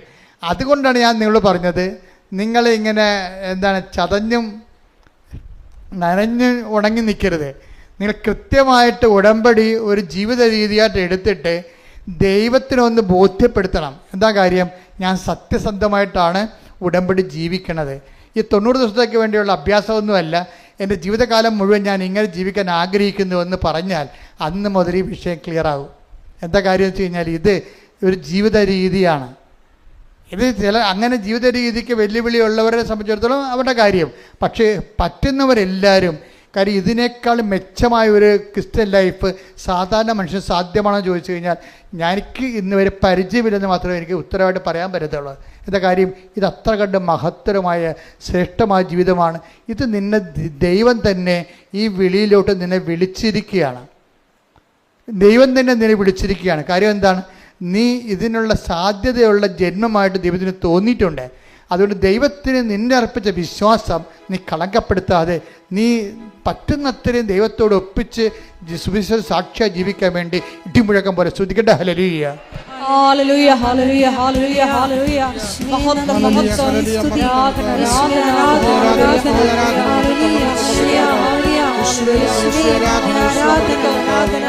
വന്ദനം വരും നാളു വരുന്നു, നിന്നനത്തിൽ നീ ഇന്നു സന്തോഷിക്കുവിൻ. വന്ദനം വരും നാളു വരുന്നു, നിന്നനത്തിൽ നീ ഇന്നു സന്തോഷിക്കുവിൻ. സന്തോഷിക്കുവിൻ കുഞ്ഞെ, സന്തോഷിക്കുവിൻ. നിന്നനത്തിൽ നീ ഇന്നു സന്തോഷിക്കുവിൻ. നിസാരമാ നിസാരമാ നീറും ദുഃഖങ്ങൾ നിസാരമാ, നാളെ വരുന്ന മഹിമയൊക്ക ഇന്നീ ദുഃഖങ്ങൾ നിസാരമാ. രോഗസൗഖ്യ പ്രാർത്ഥനയുടെ സമയമാണ്. എൻ്റെ മക്കളെ, കർത്താവ് നമ്മോട് വളരെ സുന്ദരമായിട്ടും ഹൃദ്യമായിട്ടും നിങ്ങളെ ആവേശഭരിതരായിക്കൊണ്ടാണ് കർത്താവിൻ്റെ ആത്മാഭിഷേകത്തിലെ ഈശോ നമുക്ക് വചനങ്ങൾ നൽകിയത്. നിങ്ങൾ കഷ്ടപ്പെട്ട് വിഷമിച്ച് വേദനിച്ച് കർത്താവിൻ്റെ ദിവസം ഇവിടെ എത്തിയത് ദൈവമാണ് നിങ്ങളെ കൊണ്ടുവന്നതെന്നും ബോധ്യമുണ്ടാകണം. ഈ മാതാവിൻ്റെ മണ്ണിൽ ചവിട്ടിയിട്ടുണ്ടെങ്കിൽ നിങ്ങൾ ദൈവമാണ് ചവിട്ടിച്ചിരിക്കണമെന്ന് ബോധ്യം ഉണ്ടാകണം. അതുകൊണ്ട് തന്നെ നിങ്ങളുടെ ജീവിതത്തിലേക്ക് ദൈവം നിങ്ങളെ ഏറ്റെടുത്തിരിക്കുന്നു. സ്തുതിക്കട്ടെ. ഹല്ലേലൂയ, ഹല്ലേലൂയ, ഹല്ലേലൂയ, ഹല്ലേലൂയ. യേശുവേ നന്ദി, യേശുവേ ആരാധന, മഹത്വം, മഹത്വം, ആരാധന, ആരാധന. ഹല്ലേലൂയ, ഹല്ലേലൂയ, യേശുവേ ആരാധന, ഹല്ലേലൂയ, ഹല്ലേലൂയ, മഹത്വം, മഹത്വം, ആരാധന, ആരാധന, ഹല്ലേലൂയ. പരിശുദ്ധ പരമദിവ്യകാരുണ്യത്തിന് നേരവും ആരാധനയും സ്തുതിയും പുകഴ്ചയും ഉണ്ടായിരിക്കട്ടെ. എൻ്റെ പെൺമക്കളെ, അച്ഛൻ പ്രാർത്ഥിക്കാൻ പോകുന്ന വിഷയങ്ങൾ പറയാം. അപ്പോൾ നിങ്ങൾ അതനുസരിച്ച് സ്തുതിച്ചുകൊണ്ടേയിരിക്കണം. കർത്താവിൻ്റെ കൃപ നിങ്ങളിലേക്ക് ആവശ്യിക്കപ്പെടുകയും നിങ്ങൾക്ക് ഈ വിഷയത്തിൽ സാക്ഷ്യം പറയാൻ സാധിക്കുകയും ചെയ്യും. മനുഷ്യൻ്റെ കണ്ണുനീരിന് പരിഹാരം ഉണ്ടാക്കാൻ വേണ്ടിയാണ് ദൈവം ഈ കുഞ്ഞു സ്ഥാപനം സൃഷ്ടിച്ചിരിക്കുന്നത്. 10,000-കണക്കിന് സാക്ഷികളുടെ പിൻബലം നമുക്കുണ്ട്. അതുകൊണ്ട് തന്നെ നീ അച്ഛൻ നിന്നോട് പറഞ്ഞിട്ടുള്ള വചനങ്ങൾ, എന്നിലൂടെ ദൈവം നിനക്ക് വെളിപ്പെടുത്തി തന്നിട്ടുള്ള വചനങ്ങൾ അനുസരിച്ച് ജീവിക്കാൻ വേണ്ടി കണ്ണിനോടെ നീ പ്രാർത്ഥിച്ചാൽ മാത്രം മതി. അതുപോലെ തന്നെ ഉടമ്പടി എന്താണോ അതിൻ്റെ ആത്മാവനുസരിച്ചുകൊണ്ട് ജീവിക്കാനുള്ള പ്രത്യേകമായ കൃപയാൽ ദൈവം നിന്നെ അഭിഷേകം ചെയ്യട്ടെ. ശ്രദ്ധിക്കട്ടെ. ഹല്ലേലൂയ, ഹല്ലേലൂയ, ഹല്ലേലൂയ, ഹല്ലേലൂയ, ഹല്ലേലൂയ. മഹത്വം, മഹത്വം, ആരാധന, ആരാധന. ഹല്ലേലൂയ, ഹല്ലേലൂയ, ഹല്ലേലൂയ, ഹല്ലേലൂയ. ഉടമ്പടി നിബന്ധനകള് ശ്രദ്ധാപൂർവ്വം പാലിക്കാനുള്ള അതിശയങ്ങൾ. ഹല്ലേലൂയ, ഹല്ലേലൂയ, മഹത്വം, മഹത്വം, ആരാധന, ആരാധന. പരിശുദ്ധ പരമദിവ്യകാരുണ്യത്തിന് നേരവും ആരാധനയും സ്തുതിയും പുകഴ്ചയും ഉണ്ടായിരിക്കട്ടെ. അച്ഛൻ പ്രാർത്ഥിക്കാൻ പോകുന്ന വിഷയങ്ങൾ മക്കളില്ലാത്തവർക്ക് വേണ്ടി പ്രാർത്ഥിക്കാം. പങ്ക്രിയാസിലൊക്കെ കല്ലുള്ളവരുണ്ട്, കിഡ്നിയിൽ കല്ലുള്ളവരുണ്ട്. ഇങ്ങനെ ചില അവയവങ്ങളിൽ ഇതുപോലെ കല്ല് ഫോം ചെയ്യുന്നതുണ്ട്. അവിടെയെല്ലാം കർത്താവിൻ്റെ വിശുദ്ധമായ രക്തം അടിപ്പെടുന്ന പോലെ വൈദ്യാഘാതം പോലെ നിബന്ധിച്ചുകൊണ്ട് നിന്നെ അതിൽ നിന്ന് ഓപ്പറേഷൻ ഇല്ലാതെ നിന്നെ കർത്താവ് സുഖപ്പെടുത്താൻ വേണ്ടി പ്രാർത്ഥിക്കും. നടുവ് വേദനയുള്ളവരുടെ നടുവ് പിൻകഴുത്തുകൾ ഇങ്ങനെ മുന്തിയിരിക്കുന്നുണ്ട്. അവരെല്ലാം അത് നടുവിന് ഡിസ്കിന് പ്രശ്നമുള്ളവരാണ്. പലപ്പോഴും ഇങ്ങനെ മുതുക് പിൻകഴുത്ത് ഉന്തിയിരിക്കുന്നത്. അവരെ സമർപ്പിച്ച് പ്രാർത്ഥിക്കും. അവർ പ്രാർത്ഥനയുടെ പരിധി വന്നിട്ടുണ്ട്. അതുപോലെ തന്നെ മുടി വല്ലാണ്ട് കൊഴിഞ്ഞു പോകുന്നവർ, വല്ലാതെ മുടി കൊഴിഞ്ഞു പോകുന്നവർ, ശരീരം ചൂടാകുന്നവർ, പ്രഷർ വിട്ടുമാറാത്തവർ, ഷുഗർ രോഗികൾ, അതുപോലെ ശരീരങ്ങളെ അസ്ഥികളെല്ലാം ദ്രവിക്കുന്നവർ, അസ്ഥി സന്ധികളിൽ നീര് വെക്കുന്നവർ, അവർക്ക് വേണ്ടി പ്രാർത്ഥിക്കും. അതുപോലെ തന്നെ പ്രഷർ മാറ്റമില്ലാത്ത രീതിയിൽ നിൽക്കുന്നൊരു കിടപ്പ് രോഗികളുണ്ട്, അവർക്ക് വേണ്ടി പ്രാർത്ഥിക്കും. മക്കളില്ലാത്തവർക്ക് വേണ്ടി പ്രാർത്ഥിക്കും. കല്യാണം ഒത്തുവരാത്തവർക്ക് വേണ്ടി പ്രാർത്ഥിക്കും. ജീവിത പങ്കാളി നഷ്ടപ്പെട്ടവർക്ക് വേണ്ടി പ്രാർത്ഥിക്കും. ജീവിത പങ്കാളി മരിച്ചവർക്ക് വേണ്ടി പ്രാർത്ഥിക്കും. അവർക്കെല്ലാം അവരുടെ ജീവിതത്തിലെല്ലാം ദൈവത്തിൻ്റെ ഇടപെടൽ ഏത് തരത്തിലും ദൈവത്തിന് നിന്നെ സഹായിക്കാം. മറ്റു മനുഷ്യർ എന്നെ ശക്തനാക്കുന്നുണ്ട്, എനിക്കെല്ലാം ചെയ്യാൻ കഴിയുമെന്ന് പറഞ്ഞത് നിൻ്റെ സങ്കടം എന്താണോ, നിൻ്റെ വിഷയം എന്താണോ, നിന്നെ ഏത് തരത്തിലും സഹായിക്കാൻ, ഏത് അവസ്ഥയിലും സഹായിക്കാൻ നിൻ്റെ ദൈവത്തിന് മാത്രമേ കഴിയൂ. ക്യാൻസർ രോഗികൾക്ക് വേണ്ടി പ്രാർത്ഥിക്കാം. അതുപോലെ തന്നെ ശരീരം മുഴുവൻ വിസർപ്പ രോഗങ്ങൾ, സോറിയാസിസ് രോഗികൾക്ക് വേണ്ടി പ്രാർത്ഥിക്കാം. പിസ്തുല രോഗികൾ, PCOD രോഗികൾ, അതുപോലെ തന്നെ അർസസ് രോഗികൾ, അൾസർ രോഗികൾക്ക് വേണ്ടി പ്രാർത്ഥിക്കാം. എല്ലാ രോഗികൾക്ക് വേണ്ടി പ്രാർത്ഥിക്കുന്ന സമയം അതുപോലെ തന്നെ ജോലി ഇല്ലാത്തവർ, ജോലി അന്വേഷിക്കുന്നവർ, ഓരോരോ പേപ്പറുകൾ, രേഖകൾ അന്വേഷിക്കുന്നവർ, കാത്തിരിക്കുന്നവർ, പരീക്ഷയുടെ റിസൾട്ടുകൾ കാത്തിരിക്കുന്നവർ, വസ്തു വിൽക്കാനുള്ളവർ, വസ്തു വാങ്ങാനുള്ളവർ, വീട് വിൽക്കാനുള്ളവർ, വീട് വെക്കാനുള്ളവർ, വീടിന് സമാധാനം ഇല്ലാത്തവർ, എല്ലാ മേഖല പൈശാചിക ബന്ധങ്ങൾ അഴിഞ്ഞു പോകാൻ വേണ്ടി പ്രാർത്ഥിക്കും. ഇട്ടുമുഴുക്കാൻ പോലെ ശ്രദ്ധിക്കട്ടെ. ഇതിന്റെ ഉന്നതമായ നാമത്തിന് സ്വസ്ഥം ചെയ്യുന്ന കർത്താവേ, നിന്റെ വിശുദ്ധ പൗരോഹിത്യത്തെ മഹത്വപ്പെടുത്തണമേ കർത്താവേ. സഭയിലുള്ള സാന്നിധ്യം പ്രകടമാക്കണമേ കർത്താവേ. 39 വർഷം ഞാൻ അർപ്പിച്ച കൃപാന്റെ യോഗ്യതയാൽ കൃപാസന അൾത്താരെ ജീവനോടെ പ്രത്യക്ഷപ്പെട്ട പരിശുദ്ധ അമ്മയുടെ മാധ്യസ്ഥതയിലെ അടിപ്പിട പോലെ വൈദാഘാതം പോലെ ദൈവികമായ ശക്തി നിങ്ങൾ സ്ഥിരപ്പെടുകട്ടെ എന്ന് പ്രാർത്ഥിക്കുന്ന ഉച്ച മുതൽ ഉള്ളംകാല് വരെ കർത്താവിൻ്റെ രക്തം പടരട്ടെ. ഈശോയിന് ശ്രദ്ധയുടെ ഈശോ കുഞ്ഞു കമ്പോളങ്ങൾ നടത്തുന്നവര്, കടകൾ നടത്തുന്നവര്, വ്യാപാരങ്ങൾ നടത്തുന്നവര്, വരുമാനമായി നിന്നുപോയവര്, സാമ്പത്തികമായി ഞെരുക്കമുള്ളവര്, കുഞ്ഞുങ്ങളെ ഓർത്ത് വിഷമിക്കുന്നവര്, ലഹരി ഓർത്ത് അടിപ്പെട്ടു പോയവര്, ഇങ്ങനെ ഓരോരോ കുടുംബങ്ങളിൽ പിരിഞ്ഞു പോയവര്, പിരിഞ്ഞു പോയി കേസിലായിരിക്കുന്നവര്, പോസ്കോ കേസ് അകപ്പെട്ടു പോയവര്, ഓരോ വിഷയങ്ങൾക്ക് വേണ്ടി പ്രാർത്ഥിക്കുന്ന കർത്താവേ, ഉന്നതമായ നാമത്തില്, സഭയുടെ അധികാരത്തില്, കുരിശിന്റെ അടയാളത്തില്, ദൈവത്തിന്റെ ശക്തിയാൽ രേഖകൾ ഒപ്പിടാനുള്ളവര്, പ്രമാണം നടക്കാനുള്ളവര്, കേസുകൾ പറഞ്ഞു തീർക്കാനുള്ളവര്, കാണാതെ പോയ വ്യക്തികളെ, കാണാതെ പോയ വസ്തുക്കളെ, കാണാതെ പോയ ജീവിതത്തിന്റെ അവസ്ഥകള്, സസ്പെൻഷനിലായിരിക്കുന്നവര്, കേസ് നടക്കുന്നവര്, ജോലി നഷ്ടപ്പെട്ടവര്, ജോലി ഇല്ലാതെ വീട്ടിൽ നിൽക്കുന്നവര്, എന്റെ കർത്താവിന്റെ ഉന്നതമായ നാമത്തില്, സഭയുടെ അധികാരത്തില്, കുരിശിന്റെ അടയാളത്തില്, ദൈവശക്തിയാൽ മാർഗ തടസ്സങ്ങള്, ജീവിതദുരിതങ്ങള്, ജീവിതടസ്സങ്ങള് യേശുക്രിസ്തുവിന്റെ ഉന്നതമായ നാമത്തിൽ മാറിപ്പോകട്ടെ. മാർഗരോഗങ്ങള്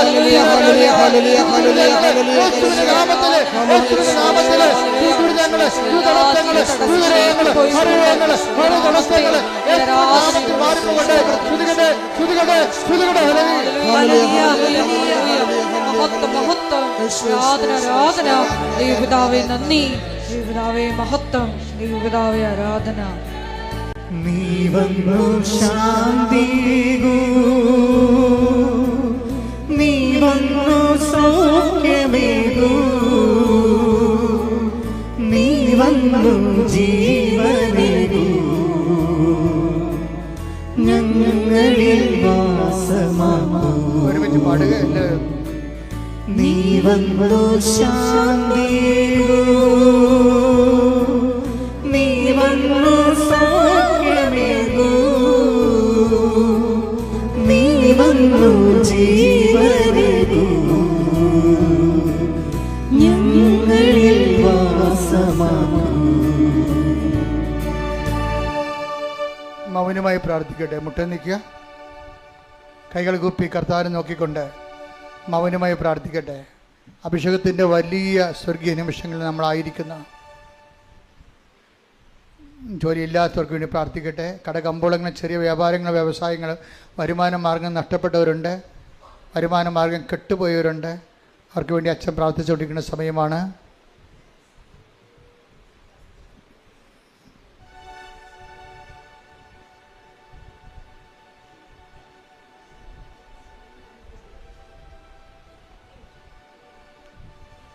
കാതിൽ നിന്ന് കൊടുകൂടെ പഴുപ്പ് ഇടത് കാതിൽ നിന്ന് പതിപ്പ് ചാടുന്നവരെ കാണുന്നുണ്ട്. കർത്താവ് അവരെ സുഖപ്പെടുന്നവരുടെ കർത്താവിന് സന്ദേശമുണ്ട്. ശ്രുതിക്കട്ടെ. ഹല്ലേലൂയ, ഹല്ലേലൂയ, ഹല്ലേലൂയ, ഹല്ലേലൂയ. രോഗസൗഖ്യ സന്ദേശത്തിന് നന്ദി പറയുന്നു. ഹല്ലേലൂയ. ഓപ്പറേഷൻ ചെയ്തതാണ്, ഓപ്പറേഷൻ കഴിഞ്ഞതാണ്, എങ്കിലും അവിടെ പഴുപ്പൊന്നുമില്ല, പക്ഷേ വേദന ഉണ്ട്. അത് വിട്ടുമാറാത്ത രീതിയിൽ വേദന, റീഓപ്പറേഷൻ വേണമെന്നുള്ള രീതിയിലേക്കാണ് കാര്യങ്ങൾ പോകുന്നത്. കർത്താവ് വ്യക്തിയെ സ്പർശിക്കുന്നുണ്ട്. ശ്രുതിക്കട്ടെ. ഹല്ലേലൂയ, ഹല്ലേലൂയ, ഹല്ലേലൂയ, ഹല്ലേലൂയ.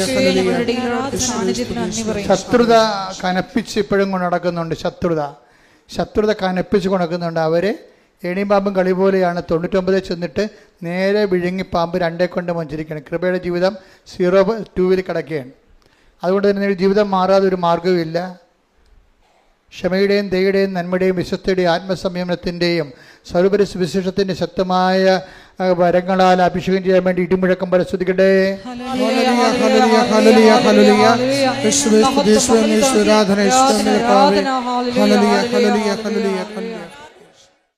സമാപനാശീർവാദം.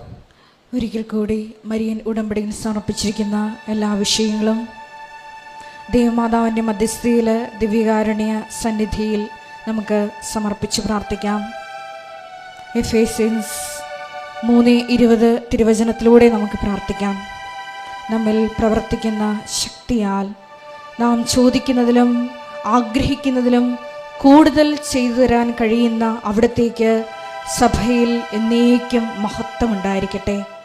ഈശോയെ, ഇന്നത്തെ ഉടമ്പടി ആരാധനയിലൂടെ നീ ഞങ്ങളോട് സംസാരിക്കുകയായിരുന്നു. നമ്മളെ വിഴുങ്ങാൻ വരുന്ന പ്രശ്നങ്ങളെല്ലാം ദൈവത്തിൻ്റെ ശക്തി അധികമായി നമ്മിൽ പ്രവർത്തിച്ച് വൻ കാര്യങ്ങൾ നമ്മിൽ ചെയ്യാനുള്ള ദൈവത്തിൻ്റെ പദ്ധതികളാണെന്ന് നീ വെളിപ്പെടുത്തി തരികയായിരുന്നു. എന്നെ ശക്തരാക്കുന്നവരിലൂടെ എല്ലാം ചെയ്യാൻ എനിക്ക് സാധിക്കുമെന്ന തിരുവചനത്തിൻ്റെ ആ വലിയ അഭിഷേകം ഞങ്ങളുടെ ജീവിതത്തിലെ എല്ലാ പ്രതിസന്ധി ഘട്ടങ്ങളിലും പ്രശ്നമേഖലകളിലും ഉണ്ടാകുവാൻ കരുണയാകണമേ എന്ന് പ്രാർത്ഥിച്ചുകൊണ്ട് ശിരസ് നമിച്ച് നമുക്ക് ദിവ്യകാരുണ്യനാഥൻ്റെ ആശീർവാദം സ്വീകരിക്കാം.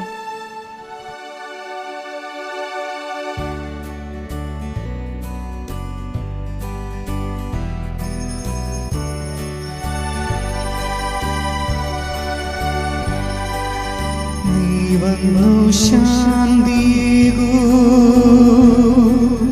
നീ വന്നു സൗഖ്യമേകൂ, നീ വന്നു ജീവനേകൂ, ഞങ്ങളിൽ നീ വന്നു ശാന്തിയേകൂ, നീ വന്നു സൗഖ്യമേകൂ, നീ വന്നു ജീവനേകൂ,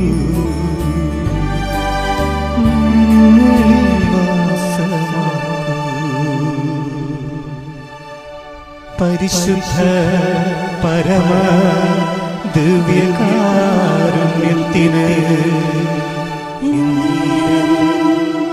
ആരാധനയും സ്തുതിയും പുകഴ്ചയും ഉണ്ടായിരിക്കട്ടെ. പരിശുദ്ധ പരമ ദിവ്യകാരുണ്യത്തിന്